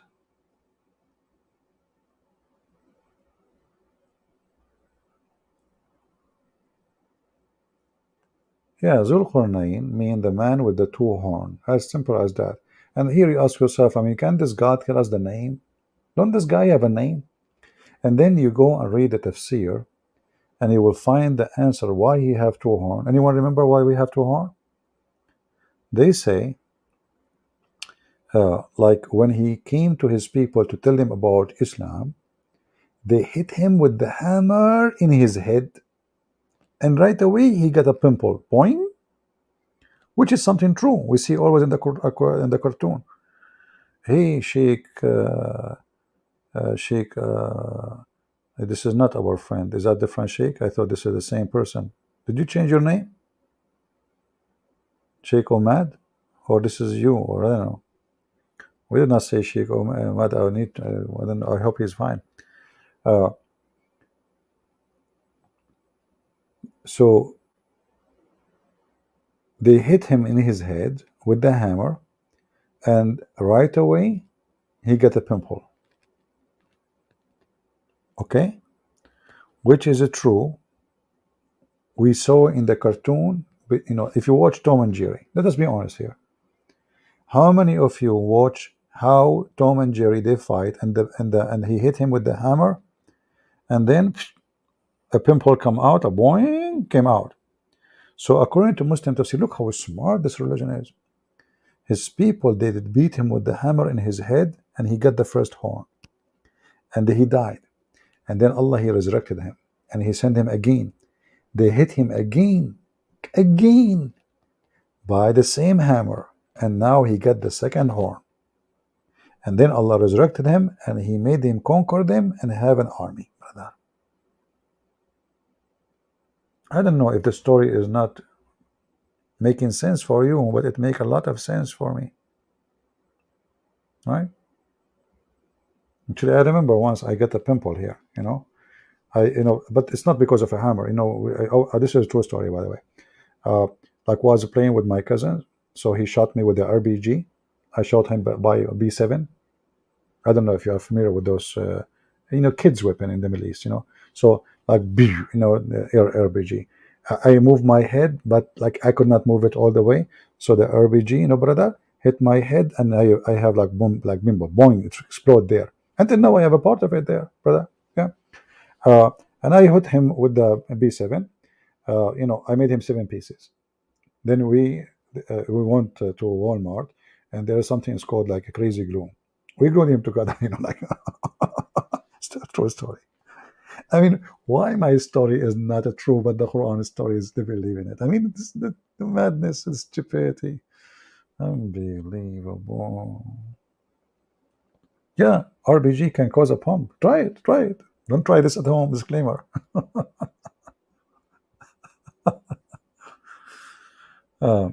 Is this a supporter of Islam channel? Sure. We support Islam non-stop. Do you want Islamic gas? We have. You want Islamic food? We have halal. We have halal text. We have halal video. We have halal mut'a. We have, you name it. Just ask for it.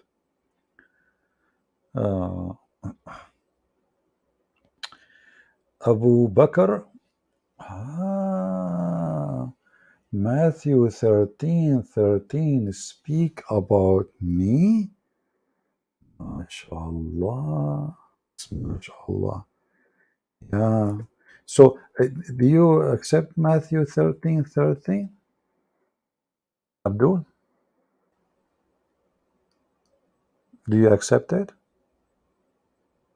Say yes. Be the man. Can you?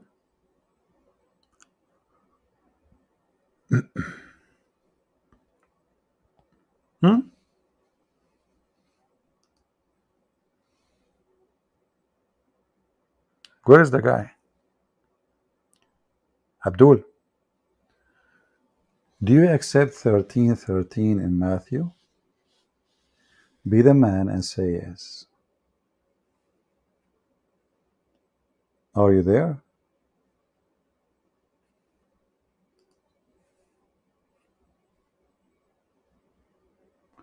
What is your challenge? The chapter? Well, you said to me, chapter 13:13 in Matthew speak of me. So I'm asking you, do you accept it?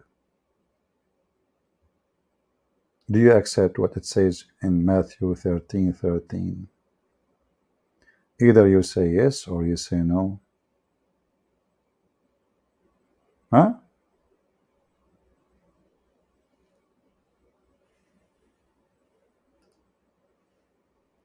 Okay, maybe he's just a kid. Do we have any real Muslim?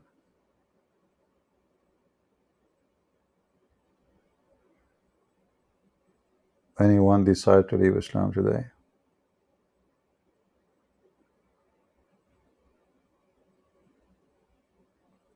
Is it true that the most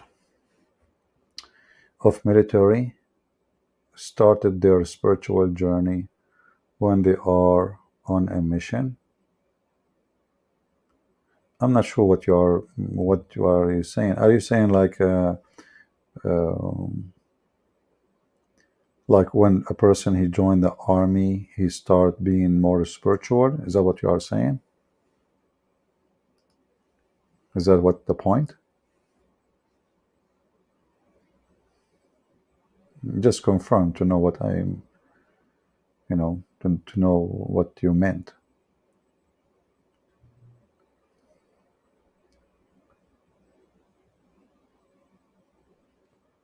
I want you to come and have a live debate in Facebook between you and I. Why we don't have a live debate here, Abu Bakr? What's wrong with here? I don't have Facebook. Everybody knows. I used to have a Facebook. I have, I don't know how many tens of thousands there. I deleted it. Is that correct, guys? So if you are serious about debating me, I'm not going to debate you. You are just a kid. Look at you. But if you are serious, you can join me and call me. What Facebook will do, we cannot do here. We have a chat. We can show on the screen all the reference and the evidence. And you can speak and I can speak. So don't make excuse. Secondly, I don't like Facebook. In Facebook, there's a lot of faces. How to have? What do you mean how to have?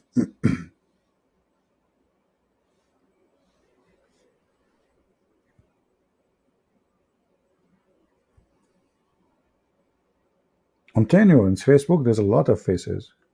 Look, there is a website. It's called like a foot book. I said, you know what, Fitbook is better because I like to play football. But then I put my foot there, and then when I log out, I found my shoes is gone. It turned to be a trap, a scam. So like you put your foot there, they take your shoe. So I will never like do this, Footbook, and the other one is called the Tauteater. Tauteater, unbelievable. The Tauteater is crazy stuff. And now this guy from I think he is from I forgot the name of the country. It's not very well known. I think it's called the United States of America. He is I forgot his name really. He owned a motorcycle, uh, but he's very rich, so he want to buy it. So he decided to buy it at Tauteater, and he offered them $40 billion. But Alibaba, and the 40 thief, they heard about the deal. So what they did, they came, they opened the cave, they took the money, and now the guy is bankrupt. Just go put in the news and you will see it. Yeah, I remember his name. His name, Alain Delon Musk. Alain Delon something in the movie, So yeah. Uh,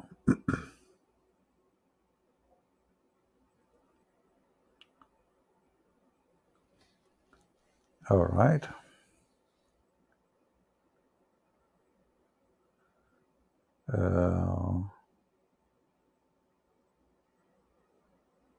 I mean, like this Abu Bakr, poor person. How you can be a black African and you believe in Muhammad? Don't you know that Muhammad is a very filthy racist person? Don't you know that Muhammad, he says that Allah created the white people from the right shoulder of Adam, and he said to them, go to heaven, I don't care. And he struck Adam in his left shoulder, and he created the black people like black ants, like circles, and he said to them, you go to hell and I don't care. So how you as a black person believe in such a garbage religion? You tell me.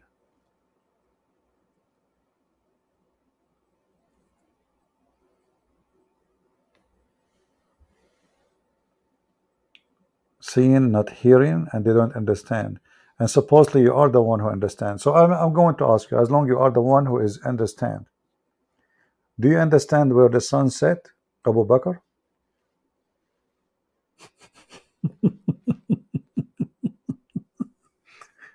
The Quran says the sun set in a spring of hot boiling water. So seeing, not hearing, they are not, neither they do understand. Look who's talking.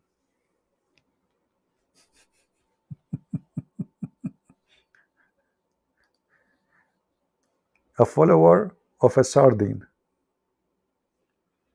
Do you understand? Isn't the Quran says that this Quran have a lot of chapters? They are nobody understand them save Allah because they are stupid and funny. So I'm asking you now, do you know where the sun set? Is it true the sun in the murky water? Okay, you know what? Hold on. I'm going to ask you a question fit with you, as long you are from Africa. I love African people. The Quran says, in the day of judgment, Allah will make the believers white and the disbelievers black.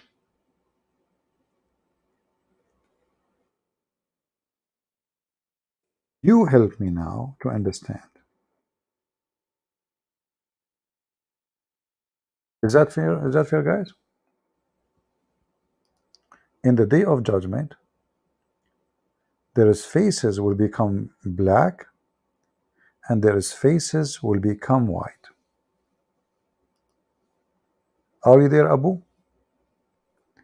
Is your God saying that being a black is a penalty?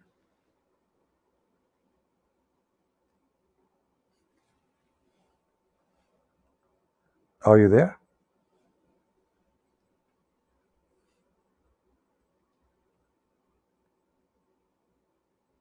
Are you saying that Allah will punish human being and make him a black for not believing?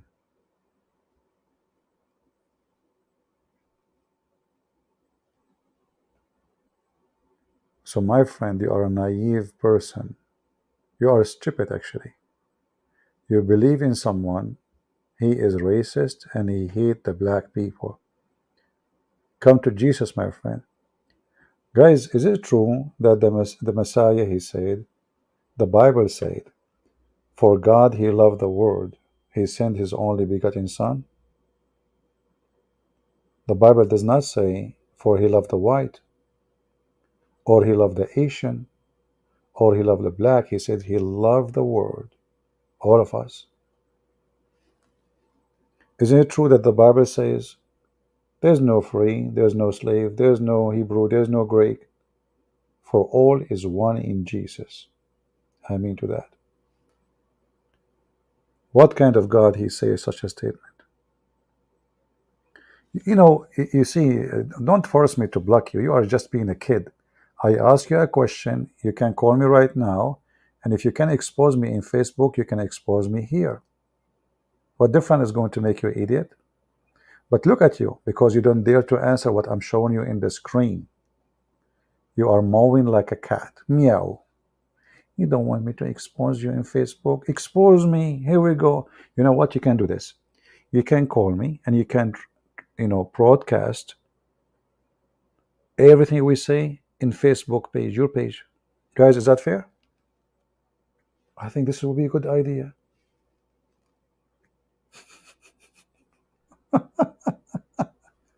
What?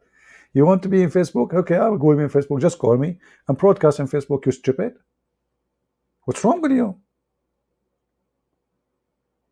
Broadcast everything we will say in Facebook. I give you permission. Do you want to do it? So now you have no excuse. Broadcast in Facebook, in Footbook, in Assbook, whatever you want. Put your head wherever you like. Just leave my toilet seat alone. So if you are a person who really think you can expose me, still he cannot what? What he said? He cannot give any reference? I mean, do you guys see the stupidity? I'm showing him Quran in front of his face and he say he cannot give any reference.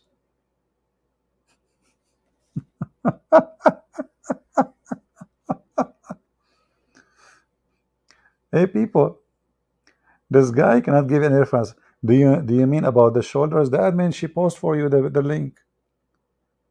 And she posts for you the hadith. Hey guys, post the link for him again.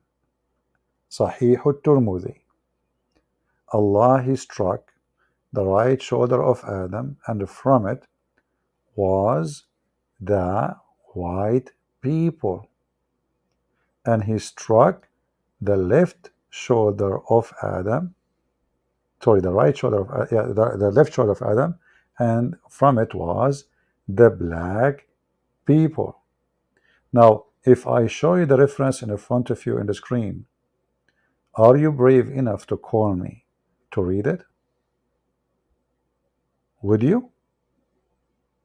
What do you think? I think you will never dare. You will not, because simply you are a potato. And here we go. Let me put the reference for you. And now what you will see. What you will say. It doesn't say that, CP. This is the reference in front of your eyes. Here we go. And let us zoom in. And now people will laugh at you.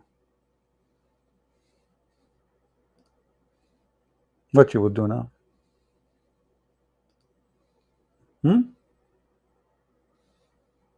What you will do? Let us read together. Allah Messenger, praise be upon him, said, Allah created Adam when he had to create him, and he struck his right shoulder, and there emitted from it white offspring, as if they were white ants.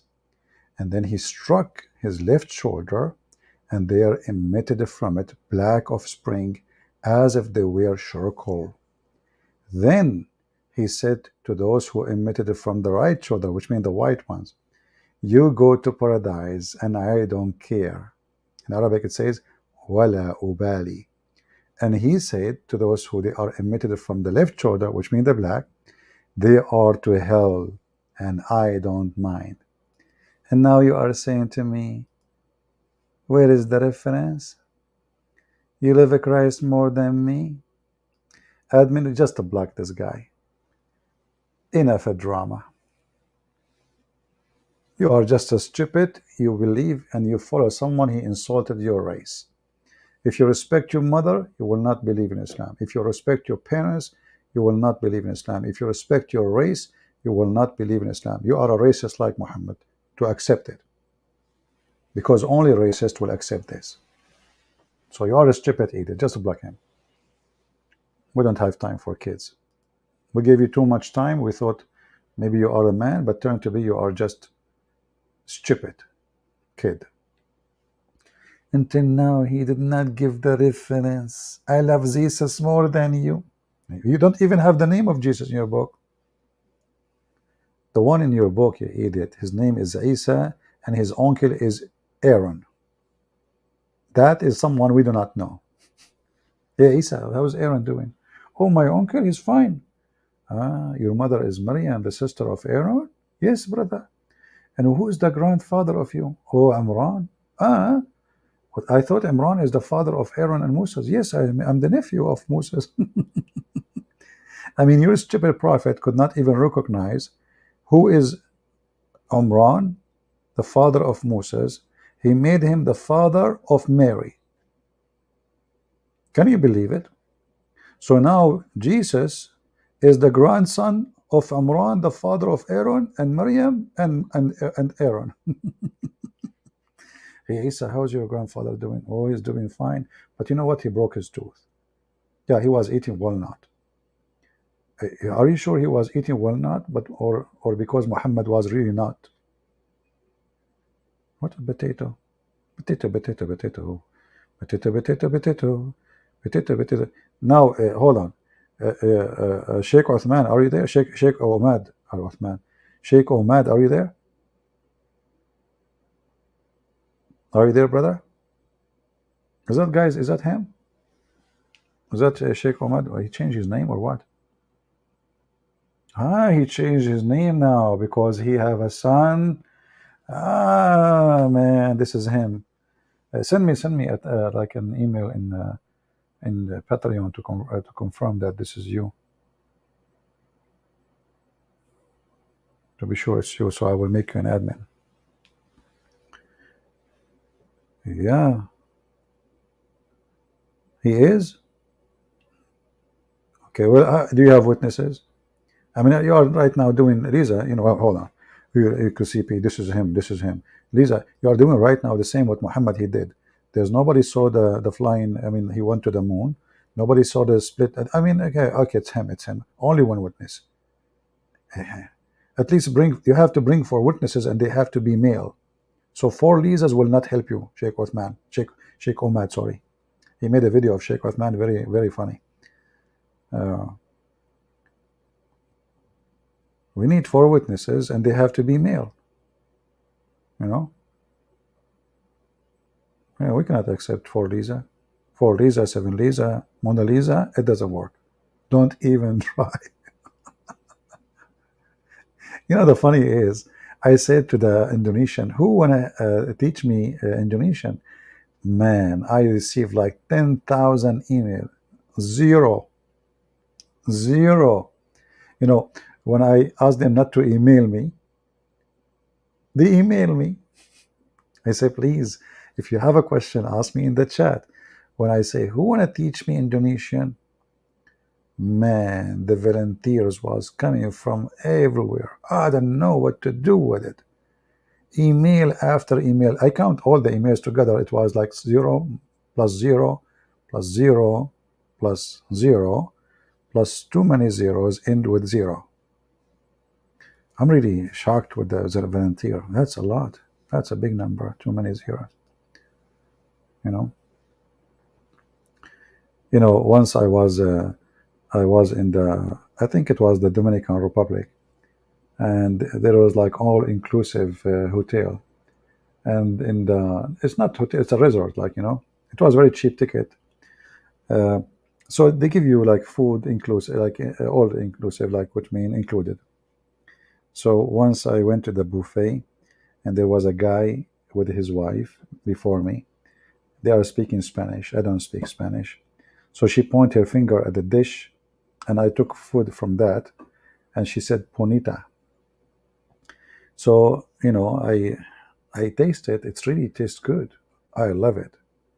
So the second day I came to the same restaurant, and the waitress, she came to me, and it was not open buffet. That one was open buffet.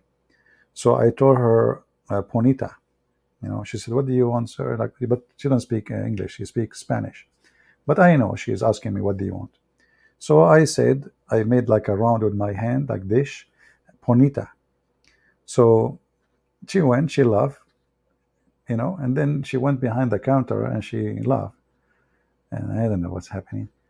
And then she walked by again, and I said to her, "Hey, bonita, where's my dish, bonita?" Yeah, she laughed again.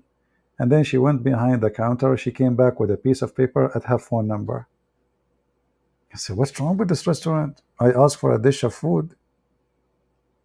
The waitress, she gave me a number. What?" Then a guy was walking. He walked in the restaurant. He said, "Hey, do you speak English?" I said, "He don't. He speak broken English, like mine. But no. I mean, way way broken. I mean, you need a lot of the glue to make it work." So I said to him, "Where is my dish, man? All those people, they came long after me. I'm waiting." He said, "What you order?" I said, "Bonita." He said, "What?" I said, "Bonita." I said, "What bonita?" I said, "I order bonita." And then it turned to be that bonita mean beautiful. So this girl, she thought I'm flirting with her. She laughed, she ran, she went behind the counters, she spoke with the girls looking at me, and ha ha ha, and I don't know what's happening. And the poor me waiting for bonita. Then she come back, she gave me the phone number, and I was looking, I mean, should I call this number? Like maybe they speak English. And I look, this number is local. I don't have international. I'm not going to call this number. It's Dominican Republic, you know. So like, I don't understand why she gave me this number. Like somebody speak English, I can talk to them. The manager maybe. Yeah, it turned to be, there was a date coming because of Bonita. Don't do that in the restaurant. It's in your own risk. Not all girls would do that. You might get maybe she is married. Thank God. If she is married, I would be dead. And she would go call her husband. Do you know what this guy he said to me? Like what? He said to me, Bonita. The husband he would say to her, he must be blind. uh, look. This person is asking me a question. M. Your name is romantic, man. You know, your name is so romantic. Yeah. CP, do you have anything better to do than just make stupid video for popularity? Ah, so you are here because I'm making a stupid video. You must be so stupid, man. You are welcome. Because stupid videos will be attracting stupid people like you. And you just admitted that stupid video make a popularity for people like you. Like, I mean, I will become known by people like you. Man, you just get my certificate of the word idiot. So look, your name is MNM. What is that? Monkey, Nancy, Pelosi? No, Monkey, Nancy. Okay, no. Monkey, none, chimpanzee. I don't know. You know what? Because as long as you are talking about stupid videos and they don't make sense, I will tell you a story. This is a true story. Happened to me. I was there. Once I was walking in the desert of Brazil. Brazil, it's like in the jungle of Amazon of Brazil, that is desert. There's a lot of desert there. And then I saw a donkey, a female donkey, brother. She cheated her husband. This is a true story, by the way. So she cheated her husband. Her husband, Mr. Chimpanzee, is so handsome. His ass is red like yours. Honest to Allah. So according to, I don't want to show you the whole story, but this is just an example of it. So he was asleep over her arm. Another chimpanzee, but he is so handsome, man. You will not believe it, how good looking he is. Fashion, nice shoes, cravat, papillon. I mean, you name it. And not only that, he have iPhone 17, which is not, nobody have it yet, but he's advanced, So when she saw that, he sent her like, he turned the flash like wink, wink, wink, wink, like, wink. So when she see the flash, she went crazy. iPhone 21. Did I say 17 a second ago? This is what Muhammad do. He says 17, after 2 seconds, he make it 21. iPhone 21 is in his hand. So she took her hand slowly from under the arm of her stupid husband. It must be you. And she went behind a tree and she did boom, boom with him, brother. And guess what? She was a Muslim monkey. And then when she came back, she slept over the arm of her husband, Mr. Chimpanzee, peace be upon him.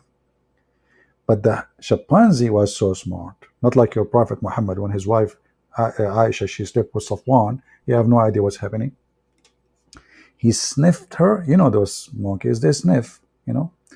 Your nonsense. You go into evolution. Look, what the heck? Stop your nonsenses and get serious. This is what your Prophet said. This is what your Muslim says. Are you saying that the Quran and the Hadith is not serious? Are you serious? Anyway, let's continue the story. Forget about this guy. This guy is jealous from the very, very top novel, yeah. So during the pre-Islamic period of ignorance, so the Muslim, they think that everybody is not a Muslim. He was ignorant, man. Ignorant. They are the smart. Look at the story. I saw a she monkey surrounded by a number of monkeys. They were all stoned because she had committed illegal sexual intercourse. This is the only monkey in history ever.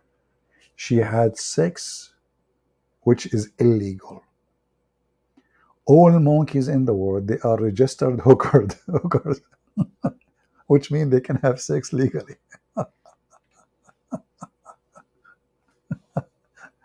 Illegal? I mean, are you sure?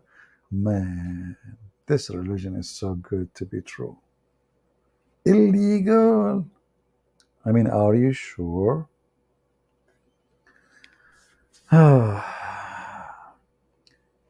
Okay. Get married? Oh no, lady want to. An idiot? Oh, who knows? Only for language? Hmm. Well, let us make a bet, me and you. Do you have a wife? Let her call me and let us see if she speak for me for 15 minutes, if she will like me or not. What do you think? As long you are saying there's no female like me, I wanna put that into test. What do you say? In front of everybody. And then at the end we will ask her which one you like more, your husband or this, you know, very, very, very, whatever, very Christian prince. Admin, just to block him. We don't have time for kids. Who is next? Abdul, if I care for what you say about marriage, I convert to Islam, I will have 4 of your sisters. Right away, boom, boom, non-stop. You know? Hello? Germany? Can you send us truck of a Viagra? Yes, brother, because nothing is working no more. Yes, Prophet Muhammad. What he said? Okay, thank you very much. Kafur. Do you want me to show you the hadith about the kafur? You eat it, your private part will become like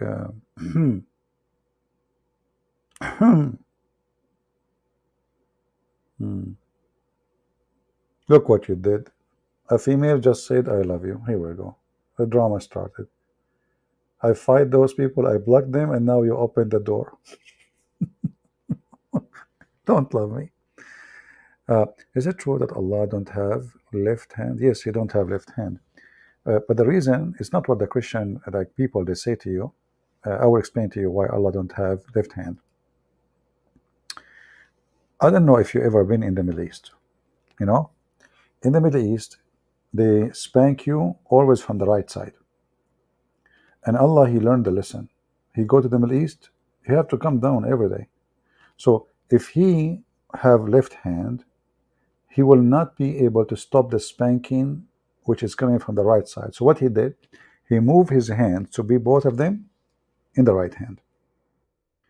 Now, you might accept my interpretation and you might refuse it. But here we go. Both His hands are right.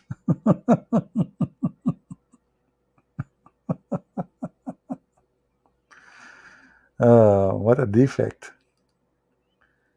Man. You know?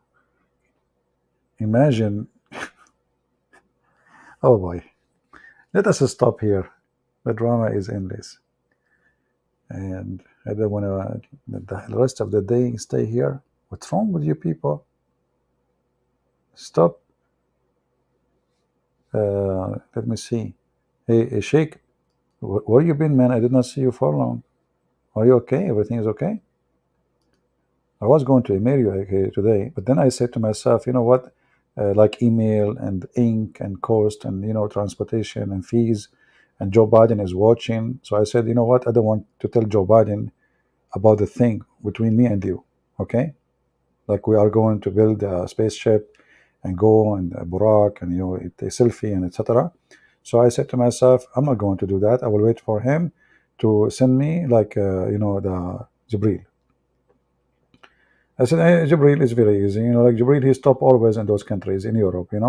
Like last time, Jibril, he have a picture with the wall of in Europe. In the Great Wall of China. Oh. Okay, Sheikh, I'm going to come in the third part of the night. Don't shoot me. Oh boy. Allah, He come down every third part. I mean, look, He chose the right place, right time. It's third last third part of the night. Everybody is asleep.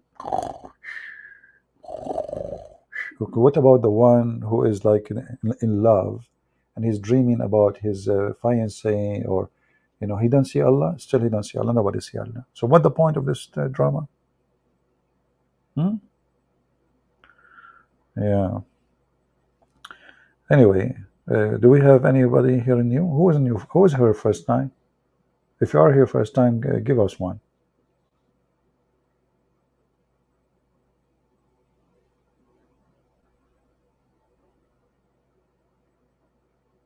If you are here first time, give me one.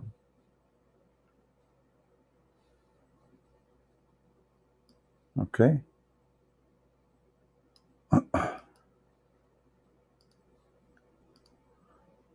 Abu, what if do you like to talk about Ezekiel?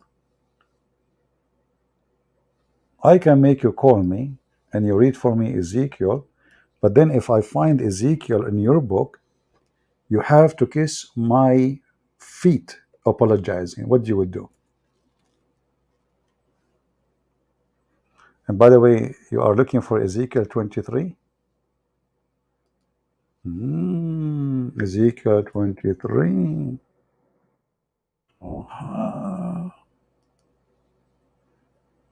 Do you want to talk about it?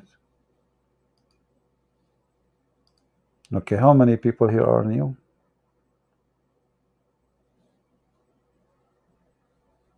Let me count. We said the one who is new here first time, give me one. Okay.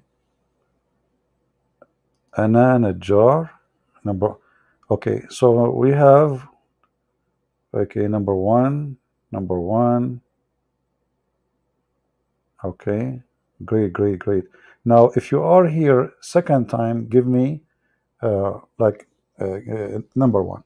If you are here not first time, post one, please. If you are here second time or third time or 600 time before, so give me one.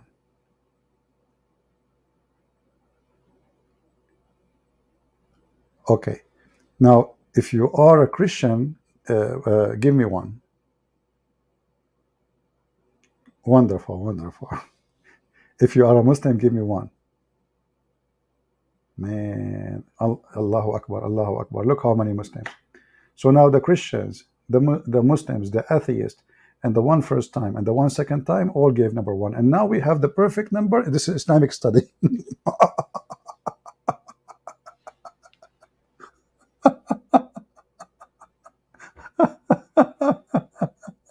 Everybody is a Muslim.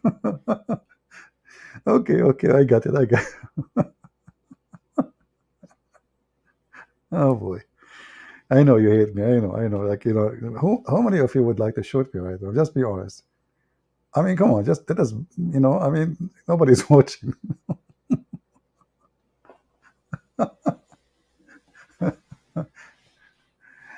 No, you see, you need to use your intelligence for something not intelligent to prove your point. So the Muhammadans, this is what they do. They use intelligence to prove something stupid. When you're finally with debate Zakir Naik, I mean, listen, I read the words carefully. So be careful when you say something to me. Look at this. When you finally debate Zakir Naik, you just said the word finally. That will be in the judgment day. Zakir Naik, he knew very well that this will be the final time, his final. So he will never do it, my friend. For me, I don't. Anytime, I would love to debate him. Actually, that would be fun. But as you said, it's finally. Finally is the final breed of those people. They will never. They will debate anyone. He is stupid. He is ignorant. He do not know. The second they notice who you are, like Shabir Ali, he agreed for a debate. We set up the date, and then he bought my book from Amazon, and then he sent an email to the TV. And he told them, I am busy with my PhD. And since then, he is busy. He debated 10 times, 20 times David Wood, but he will not dare to get close to me. He knew. Daniel, this guy is a kid. He will never dare even to say hello. You see, they line up to David Wood because David Wood is, it's not a secret. I know some people don't like me to say that, but it's the truth. He is very unskilled in debate. David Wood is very good to make short videos. He's straight to the point. He's smart. But when it's come to debate, is not the guy. And this is why they line up to debate him. Because then he will make them famous. He will support their channel. And there is no benefit from the debate. How I can convince my parents without hurting her feeling. Hey Anna, how are you? Are you Christian, Anna? Can you tell me what do you want to convince your parent, your mother about what? Because you did not say convince her about what. If you don't mind. By the way, after we finish, I will make this podcast private so people can download it, those who share the videos. It's not going to be private. It's going to be enlisted, so you can have the link in Patreon. So Anna, is your family Muslims?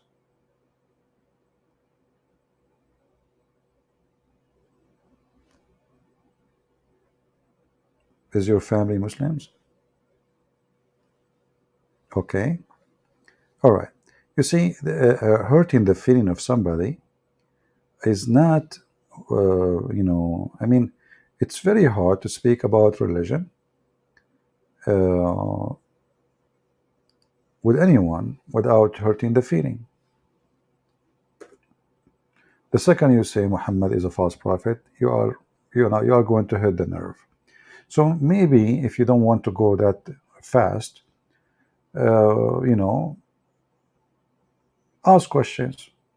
Like, look, here we go, this video here, this guy is a questioning about Gog and Magog, and even Muslim sheikhs, they say this is going to be true. So don't make it like you are trying, to force them to convert or, to believe in something. Give them the questions. Let them think about the questions. Show them how I'm showing as an example today. Muslim cleric, they are themselves questioning the Quran. All right? And I know, for sure you love your mom and you don't want to hurt her feeling. But for me, salvation is more important than the feeling. Which one is more important for me? Hurting her feeling or saving her? For sure, saving her is more important. And I'm sure she loves you and you love her. So try maybe slowly by sharing videos, sharing ideas, sharing stories, sharing questions, without making it like you are hitting directly. And see the response, see the reaction. And based on that, you can decide how and where you go. Like, when we have a speech with somebody, we try to study the person. But in your case, because she is your mother, so you know her already. You know where you limit, you know what will hurt, you know how fast she get upset, you know her. So based on this, try to deliver the message to her.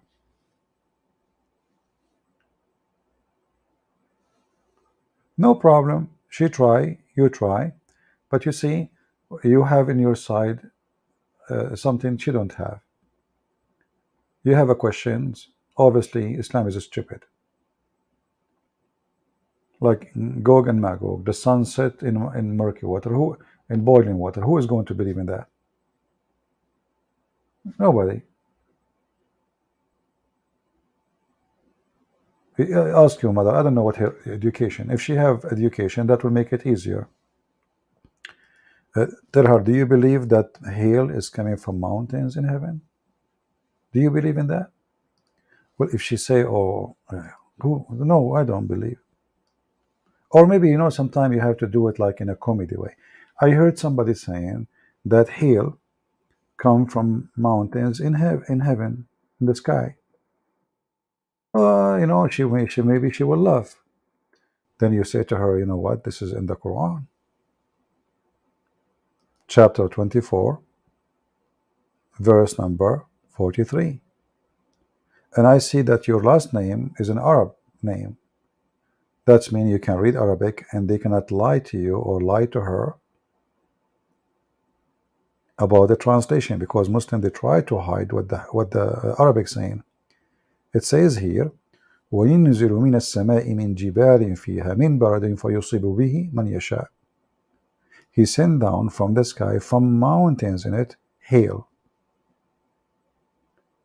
But first, don't say to her, this is in the Quran. Say, somebody said this. Can you believe it? She would agree. This is stupid. The second she agree, it is the moment of no return. Share with her the verse and tell her, you know what? I found that this is in the Quran. Then what she will say? She already laughed at it. You know what I mean? So you have to use, you be smart and be polite. She is your mother. The Bible order us to respect our parents, but we will not obey something wrong. Never obey something wrong. Doesn't matter from whom.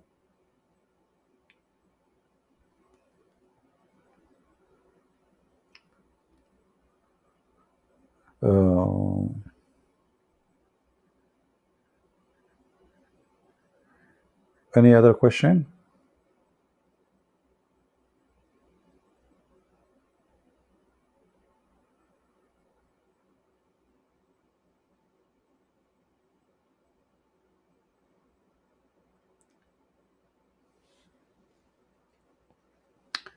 I did the story about Zayd. Yes, I did that with the story of Zayd and the wife thing. Also, I told her about the Quran. Okay, with marriage, with kids, but she always deny. Well, how she can deny? Just show her the story. I can deny, but just give her a link from Muslim website. Give her the Quran. Give her Ibn Kathir. And even sometimes people who deny, but who said they are really denying? Some people deny in front of you, but in their heart they accept. They know it's true, right? Send me more racism hadith. I already showed the race in head. Well, we just did, Natalie. Didn't you see what we did? Didn't we show the hadith about uh, Adam? Allah, He created Adam.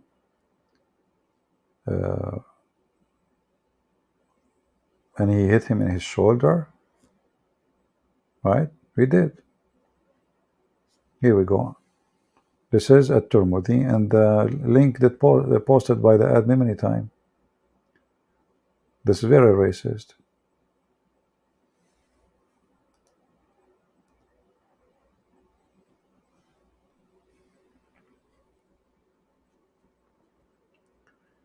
All right. Do we have any other question?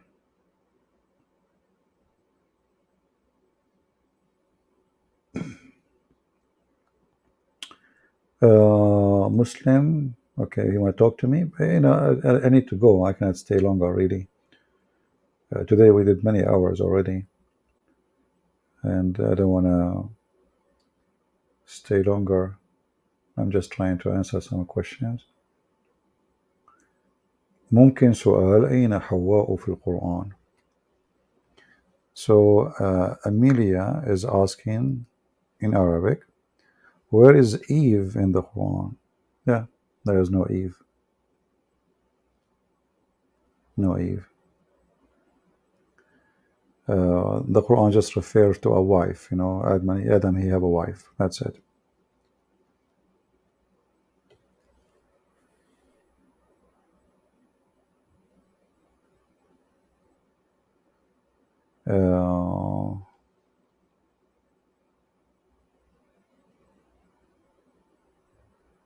Can be read even with the husband.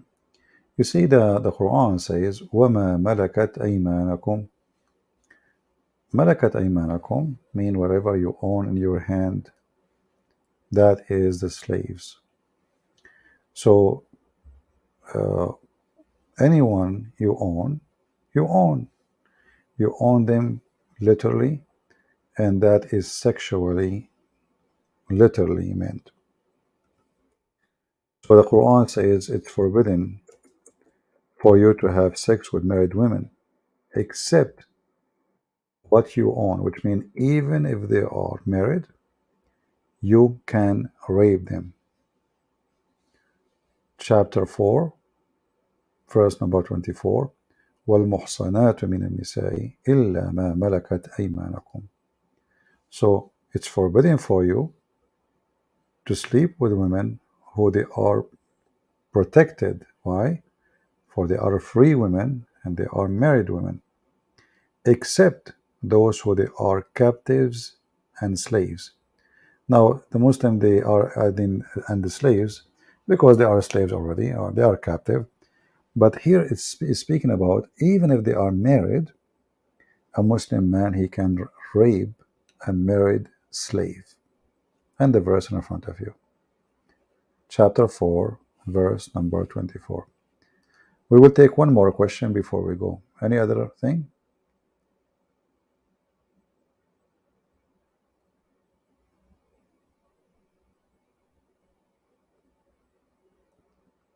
One more question.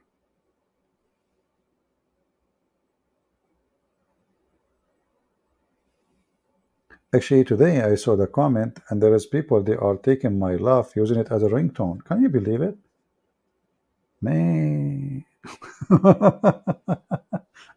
Using my laugh as a ringtone? What the heck? Okay, last question. Oh, hold on.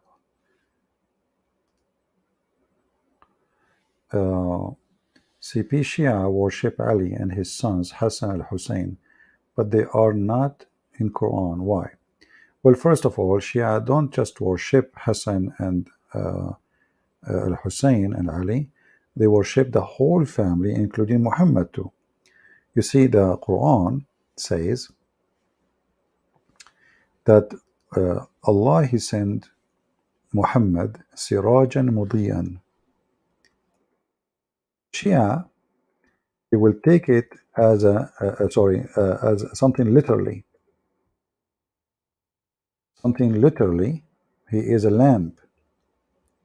And then they give interpretation for the verse, saying that Muhammad and his family, all of them, they are made of light, and they used to be in the forehead of Allah.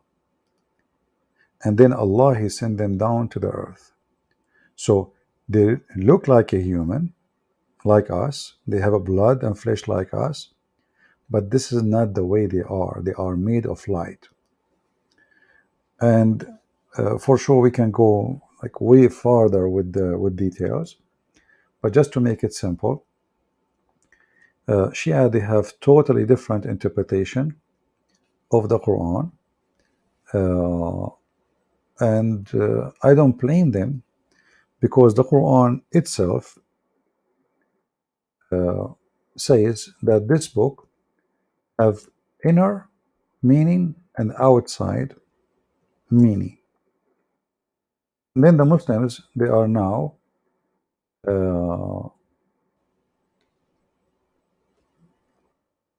like they are fighting about what is the inner and what is the outside. So that statement make the story, or make Islam more stupid and more, let us say, I don't know, like it's like open many like cracks in the ground, and the water is going through, and nobody can close those cracks. There is a hadith. It says that the Quran, the appearance of it is nice, and the meaning of it is deep. But when you read, you find that the Quran, the deep meaning is more stupid than the appearance. because you cannot fix it.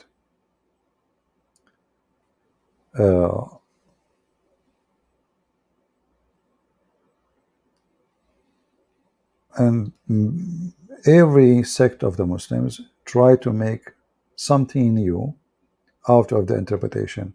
So you will see the Shia sometimes they say, oh, this verse is about Fatima. This verse is about Ali.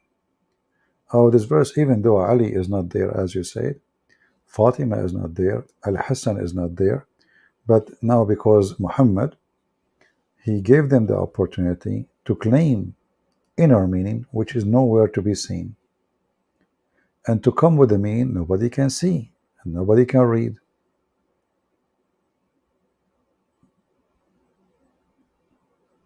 Right? Even Muhammad, he says, there's a hadith. Let me see if I can find it.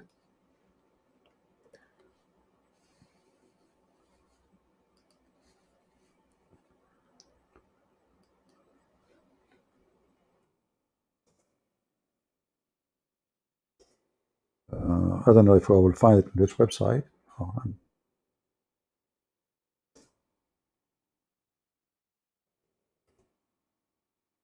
it can't be found here. Can't be found.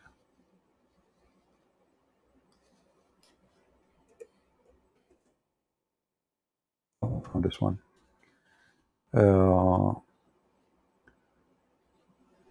Ibn Mas'ud reported that Allah Messenger saying that the Quran was sent down in 7 moods, 7 letters.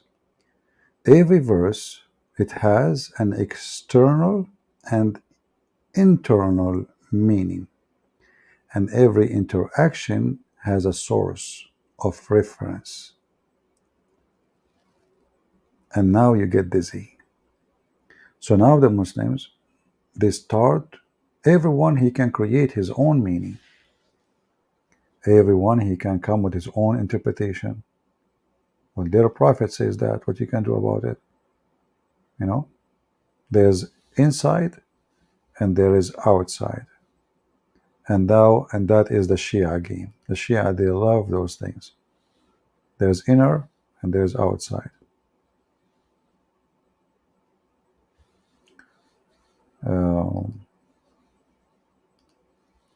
And both of them, Shia and Sunni, actually, they go by stories written in Yellow Pages books, which mean nobody knows even who wrote the books. Like, as an example, a Muslim, they say to you, al-Bukhari.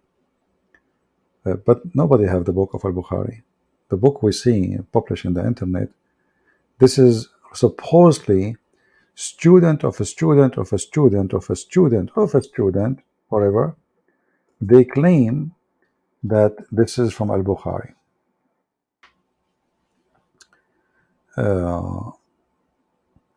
Even Allah, he is al-Zahir wal-Batin. He is the seen and the unseen. You know, so they can come with all kind of meaning, and they can come with all kind of stupid things. This is why Shia or Sunni, both of them, they are really messed up. Like the Sunni, they make fun of the Shia, but if you go and read the books of the Shia, you will see, you know, more stupid things.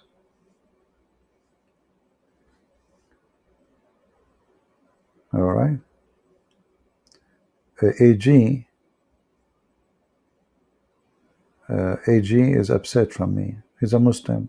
I wonder why. I thought the Muslims, they like me. Look like you don't. You hurt my feeling, AG. Okay? Why you hurt my feeling?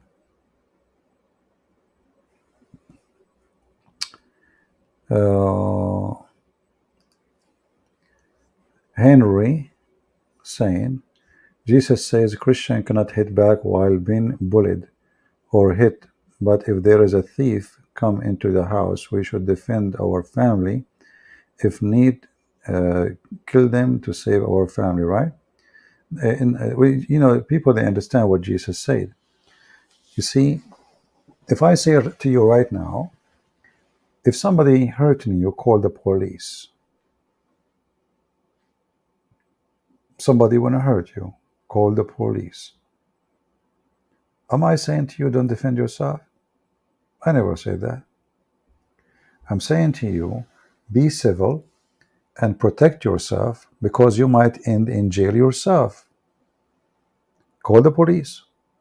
And then whatever happened after you call the police, you are the one who called the police. You are the one who asked for them to come. You have a proof of that. You are the first to call. So when Jesus said in the time of the Roman, there was a law. If you hit a person in his right, right cheek, there's like sometimes there's a crazy law. It doesn't make sense, right? So it's okay. He will not go to jail. But if he hit you in the other cheek, he will go to jail. So to stop the violence, give him the other cheek. He's not saying to you, let him beat you. Nowhere he said that. He is saying, be wise. Now, if he did beat you, you will go to jail. He will go to jail. So call the police. Otherwise, Jesus himself, he said, the one who don't have a sword, go and buy one. And sword is a sword. It's not something to make a cake with it. They said to him, we have two. He said, this is enough.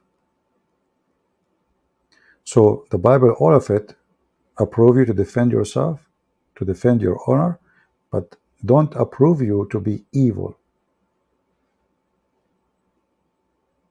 You cannot fight evil by being evil. You know what I mean? But nowhere in the Bible, my friend, says that even somebody can bully you. Jesus said that the one who disrespects the Bible, he said, clear your sandal from their dust and don't throw the jewel of God to pigs. So who said to you, you cannot respond and you can let them bully you? Nobody says that.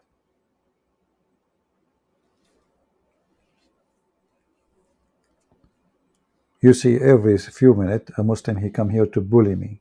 I wipe the floor with him.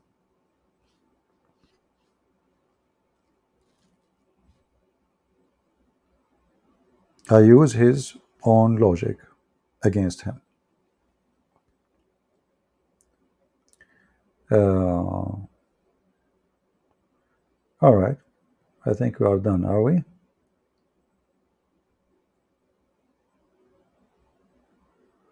Is it known where? Buddha? You are asking me about Buddha? Oh man, Eric, why you remind me of my past? We used to be. Hold on.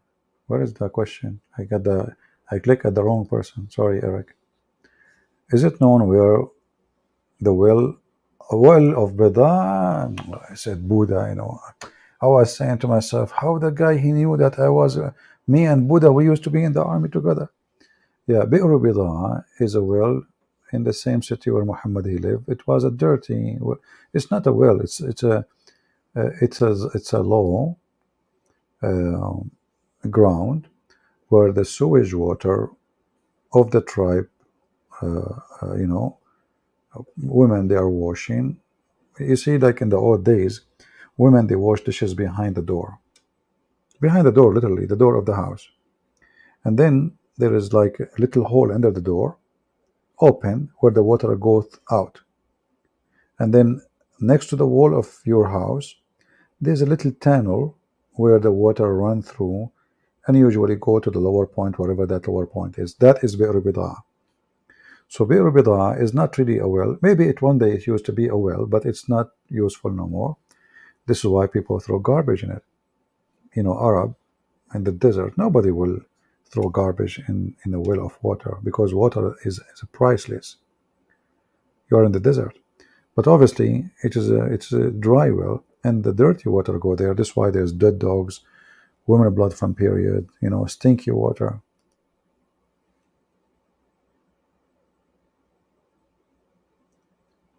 CP make peace, but will not be bullied. Oh, okay. Making peace will happen if you stop the bully from bullying people. Because, do you know, like when somebody bully, there is many people they cannot handle it. There are some kids even they commit suicide from bully. So yes, you stop the bully to make peace. There's people, somebody have to stop them. Otherwise, they will bully everybody. They will hurt many children or even many weak ones. Usually, bullying is something happen against someone is weak. They take advantage of him. You will not find somebody bullying someone is powerful. They will go and try to bully someone is weak. Or we can find bully in the internet where you don't see me, I don't see you. But literally, uh, you will not. Nobody will dare to bully someone he is, very powerful, strong in the street. Nobody will dare to bully a criminal. Nobody. They go after a nice person, sweet person, peaceful person, a short man. Someone is weak. Someone he have somehow a weakness, or he have a weak personality. He's very peaceful, very nice, very friendly. So they take advantage of him and they bully him. This is what bully is about.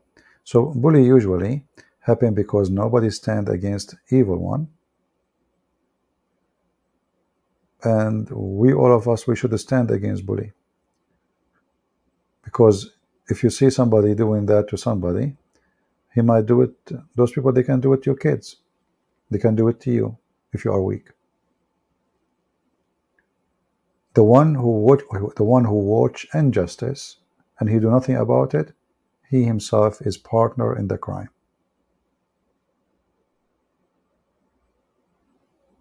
You know what I mean? If you watch something not right, you are part of it. If you see a woman, she being raped, and you make yourself that you're seeing nothing, you are a rapist. Because you decide not to do anything about it. The one who witnessed a crime and he don't do anything to stop the crime, he is a partner of it. This is the truth.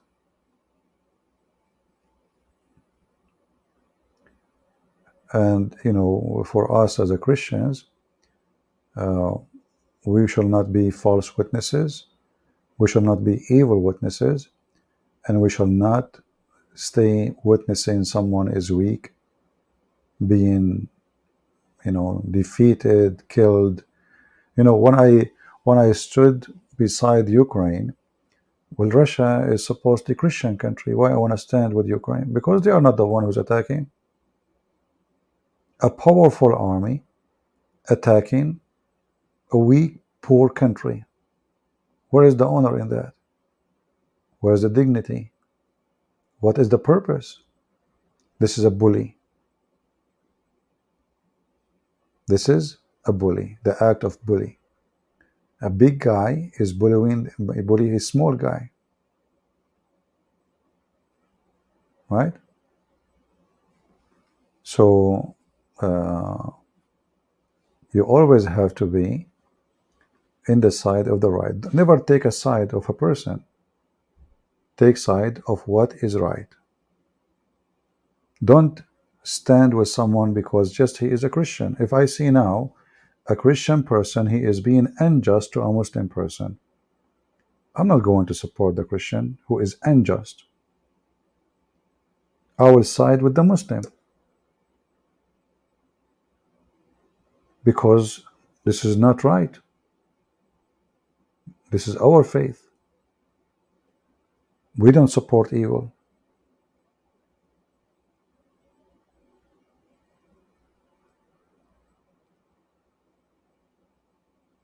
In Germany, I took the bus, and once was in the station too, twice. Both times I saw Muslim women standing. One of them, she was very old, and I gave them my chair. Why not? You do the right thing.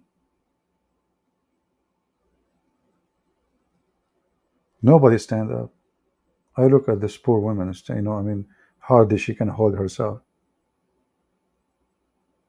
And I don't know even how they allow people to get in the bus if it's full.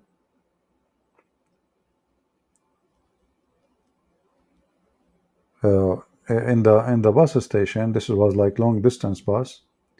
There was very heavy rain, and this woman, she was sitting. She went to check, I think, the number, the time. They put a new paper in the wall. She went. Her chair is gone. And even though you are in Germany, but there's no, like, there's a small cover for the rain. The rest, everybody is outside. So I gave her my chair, this old woman. I don't know her. I have no idea. But she is dressing like a Muslim. I gave her my chair. Why I will not do that? Uh,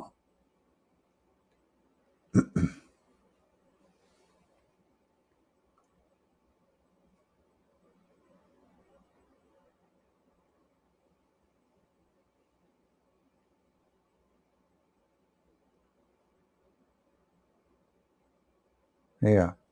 So look like we have Eric is being funny. He stood up to the bullies and told the quality to cast the first stone. The guilty. Then he told her to go and sin no more.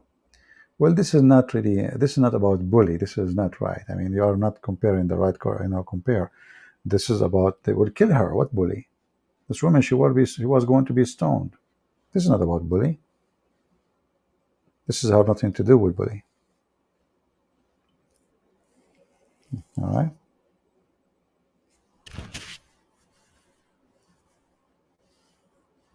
Did Muhammad he have a daughter? If you ask me, my belief, no. This guy, he cannot have kids. If you ask Muslims, they say yes. But everything proving that he cannot have kids. He cannot.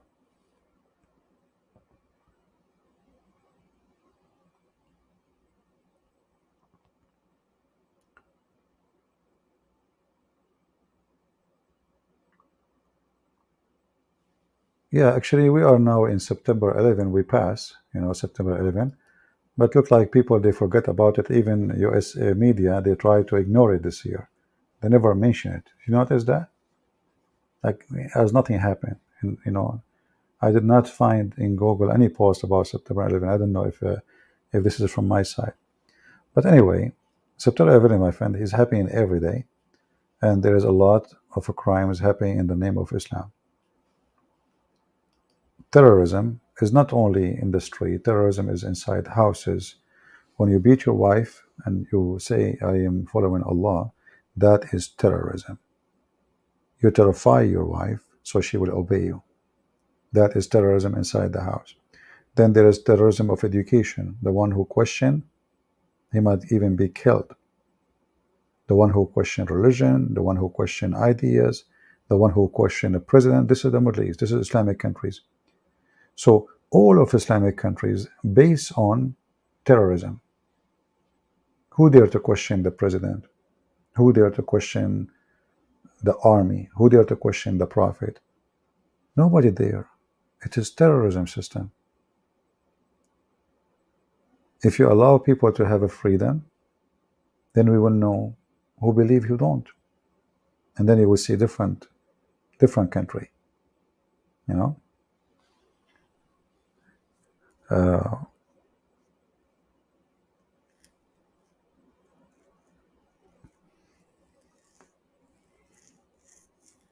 Yeah, exactly, Lena.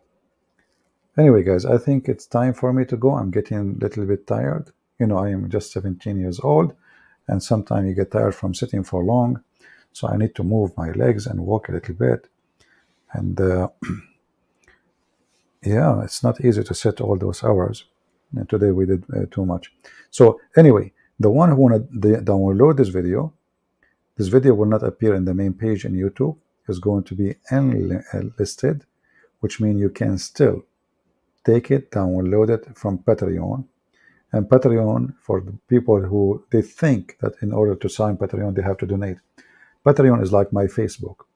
You know, you don't need to donate anything. As simple as that. And actually, maybe 90% of those who they are on Patreon, they never donated a penny. You know, like you might see a thousand something, you might think, oh, those people are. No, they don't.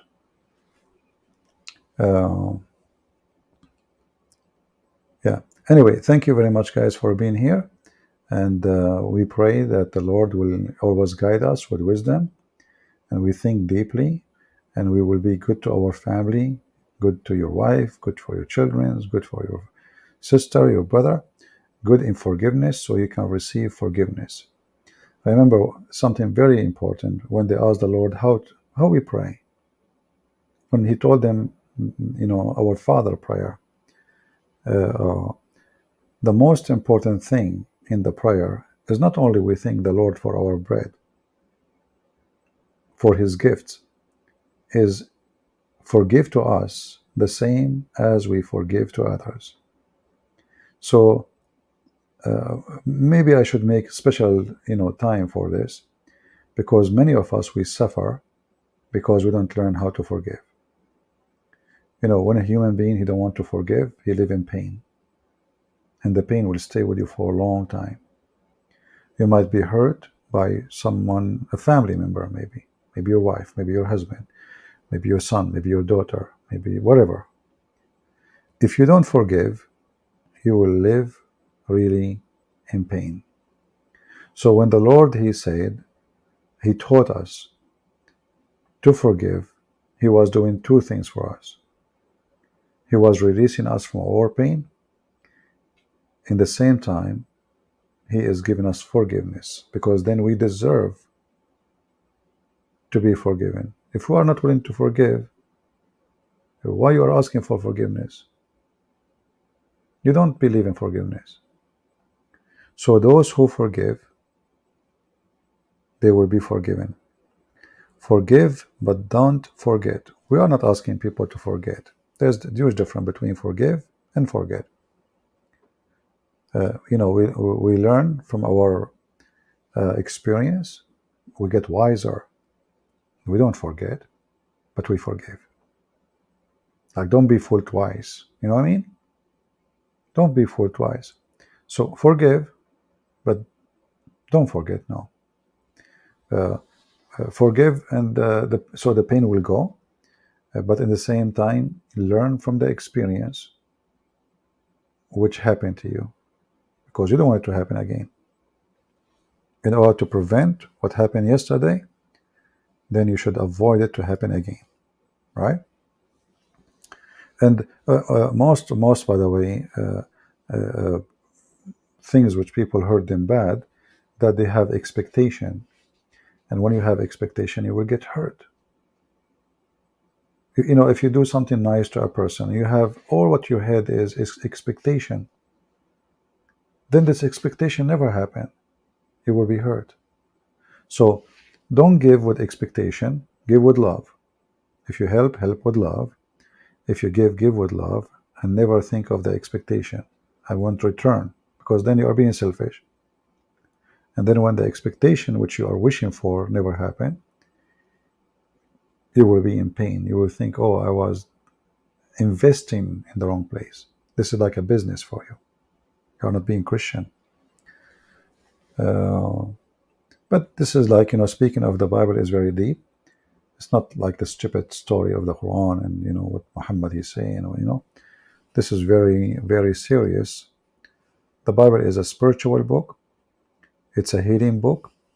And the words of the Messiah cannot be compared with anything. We see, especially like this, such a silly, stupid Quran. But always, all of us, sometimes we put ourselves in pain, because even sometimes people, they enjoy pain. Some people, they cannot even live without it. Some people, they have to cry. They want to cry. They cannot even live without it.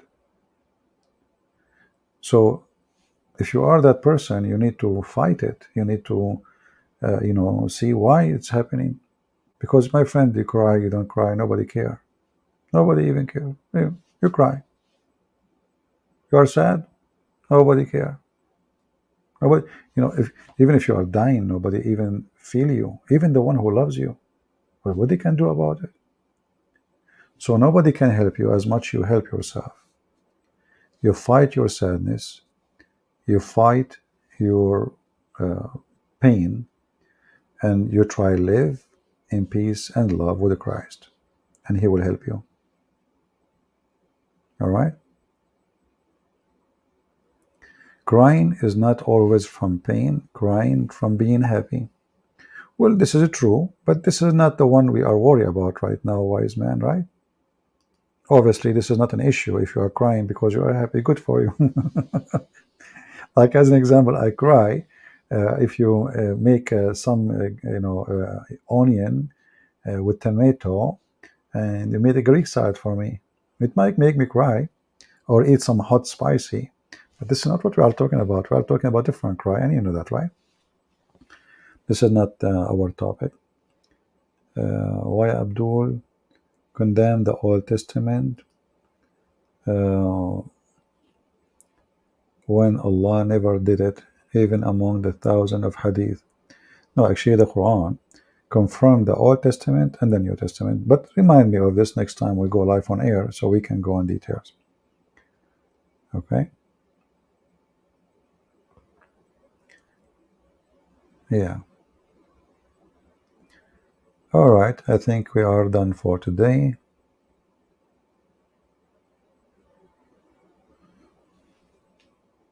Yeah, exactly. Anyone see in Google 9/11? You see this Joe Biden? You see those Democrats, what they are doing? They slipped over it as it never happened.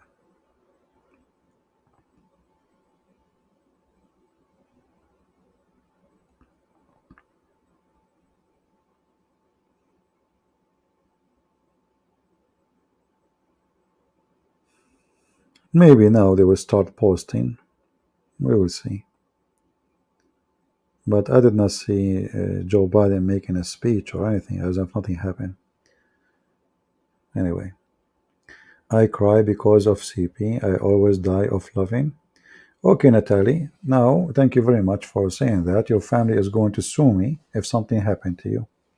They will take your text as a proof in front of the judge. They say, okay, this guy, look what he did to our daughter. She went there. She was perfectly fine. She entered the chat room to YouTube. She was healthy. She have a good heart, etc. And then she, what? She died laughing. Thank you very much. And now I have what? Your dad will call me and what you did to my daughter, she died laughing, and you enter your bedroom, you find like your mouth is open and you're ha ha ha. Come on, don't do that. You know, admin, delete this comment, delete it, because they can use it against me as in the court of law, brother. All right. I hope nobody witnessing this. You are a 9/11 survivor. Okay, my friend, God bless you. Happy for you. Uh,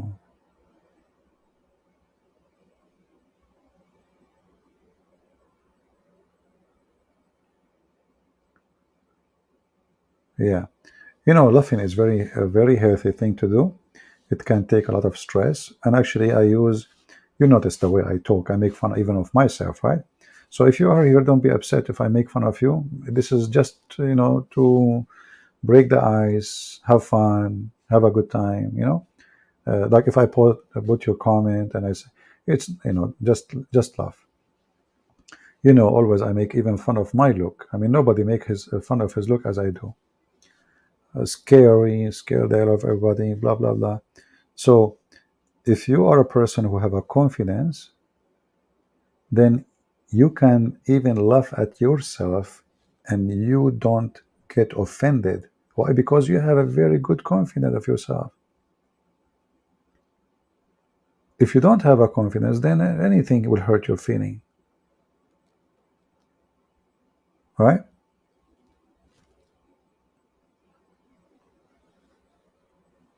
Uh,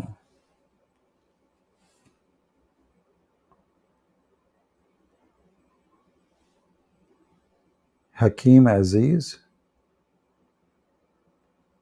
Okay, Hakim Aziz. Admin, why you don't block this Hakim Aziz? He is spamming the text. He's just a kid. Just block him. Why you want to give yourself a headache? Just being stupid. Be careful. If you are here just coming to be bully, we will block you. Take 2 seconds. Block him, Lisa. Show him the power of a woman. What women can do. When a man he misbehave. Send him to his mom to wash dishes and do laundry.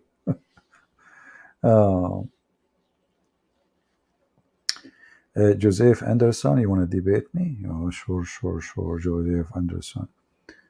Yeah, and your name is Joseph Anderson. I mean, you must be a Muslim. Yeah, I believe you. I mean, you can't even be honest about your names. What a scammer. Those are names used in Nigeria, the scammers. Take a hike. Joseph Anderson. Are you sure you are not Prince Charles? You look like him.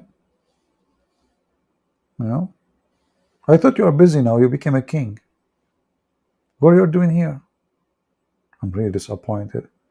We made you a king yesterday. You come to chat room the day after? From Nigeria? You know? What's wrong with you? Just join your corrupt family there. They are waiting for you.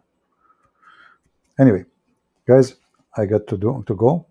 I want to say thank you all for being here. Again, this video will be enlisted in Patreon. And you know why I will do it enlisted? Because it hurt. So you can download it and you can cut it pieces if you want, and you can share it again. Are we good to go? Thank you very much, all of you, for being here. We pray to the Lord that all of you will stay in good health and wealth. We pray to the Lord that the Lord will open the eyes of the Muslims. We pray that the Lord, He will bring peace to this earth. We pray for the poor. We pray for the sick. We pray for whoever need a prayer. Pray for others, so others will pray for you. And the power of a prayer in Christianity is very well known. You know, when people, they pray to each other, that is, regardless if the prayer will happen or not, it's a sharing of love. Let us say I pray for you now, and my prayer did not happen, but I ask for it did not happen. Still, it's a wonderful thing to do, for this is a network of love, a big family, loving each other, praying for each other, feeding for each other. So this is what the Bible says: love each other, for love never fail. Thank you all for being here. May the Lord bless you. And until we see you soon again, Christ is Lord. Islam is a scam, and we prove it every day. Take care. Bye-bye.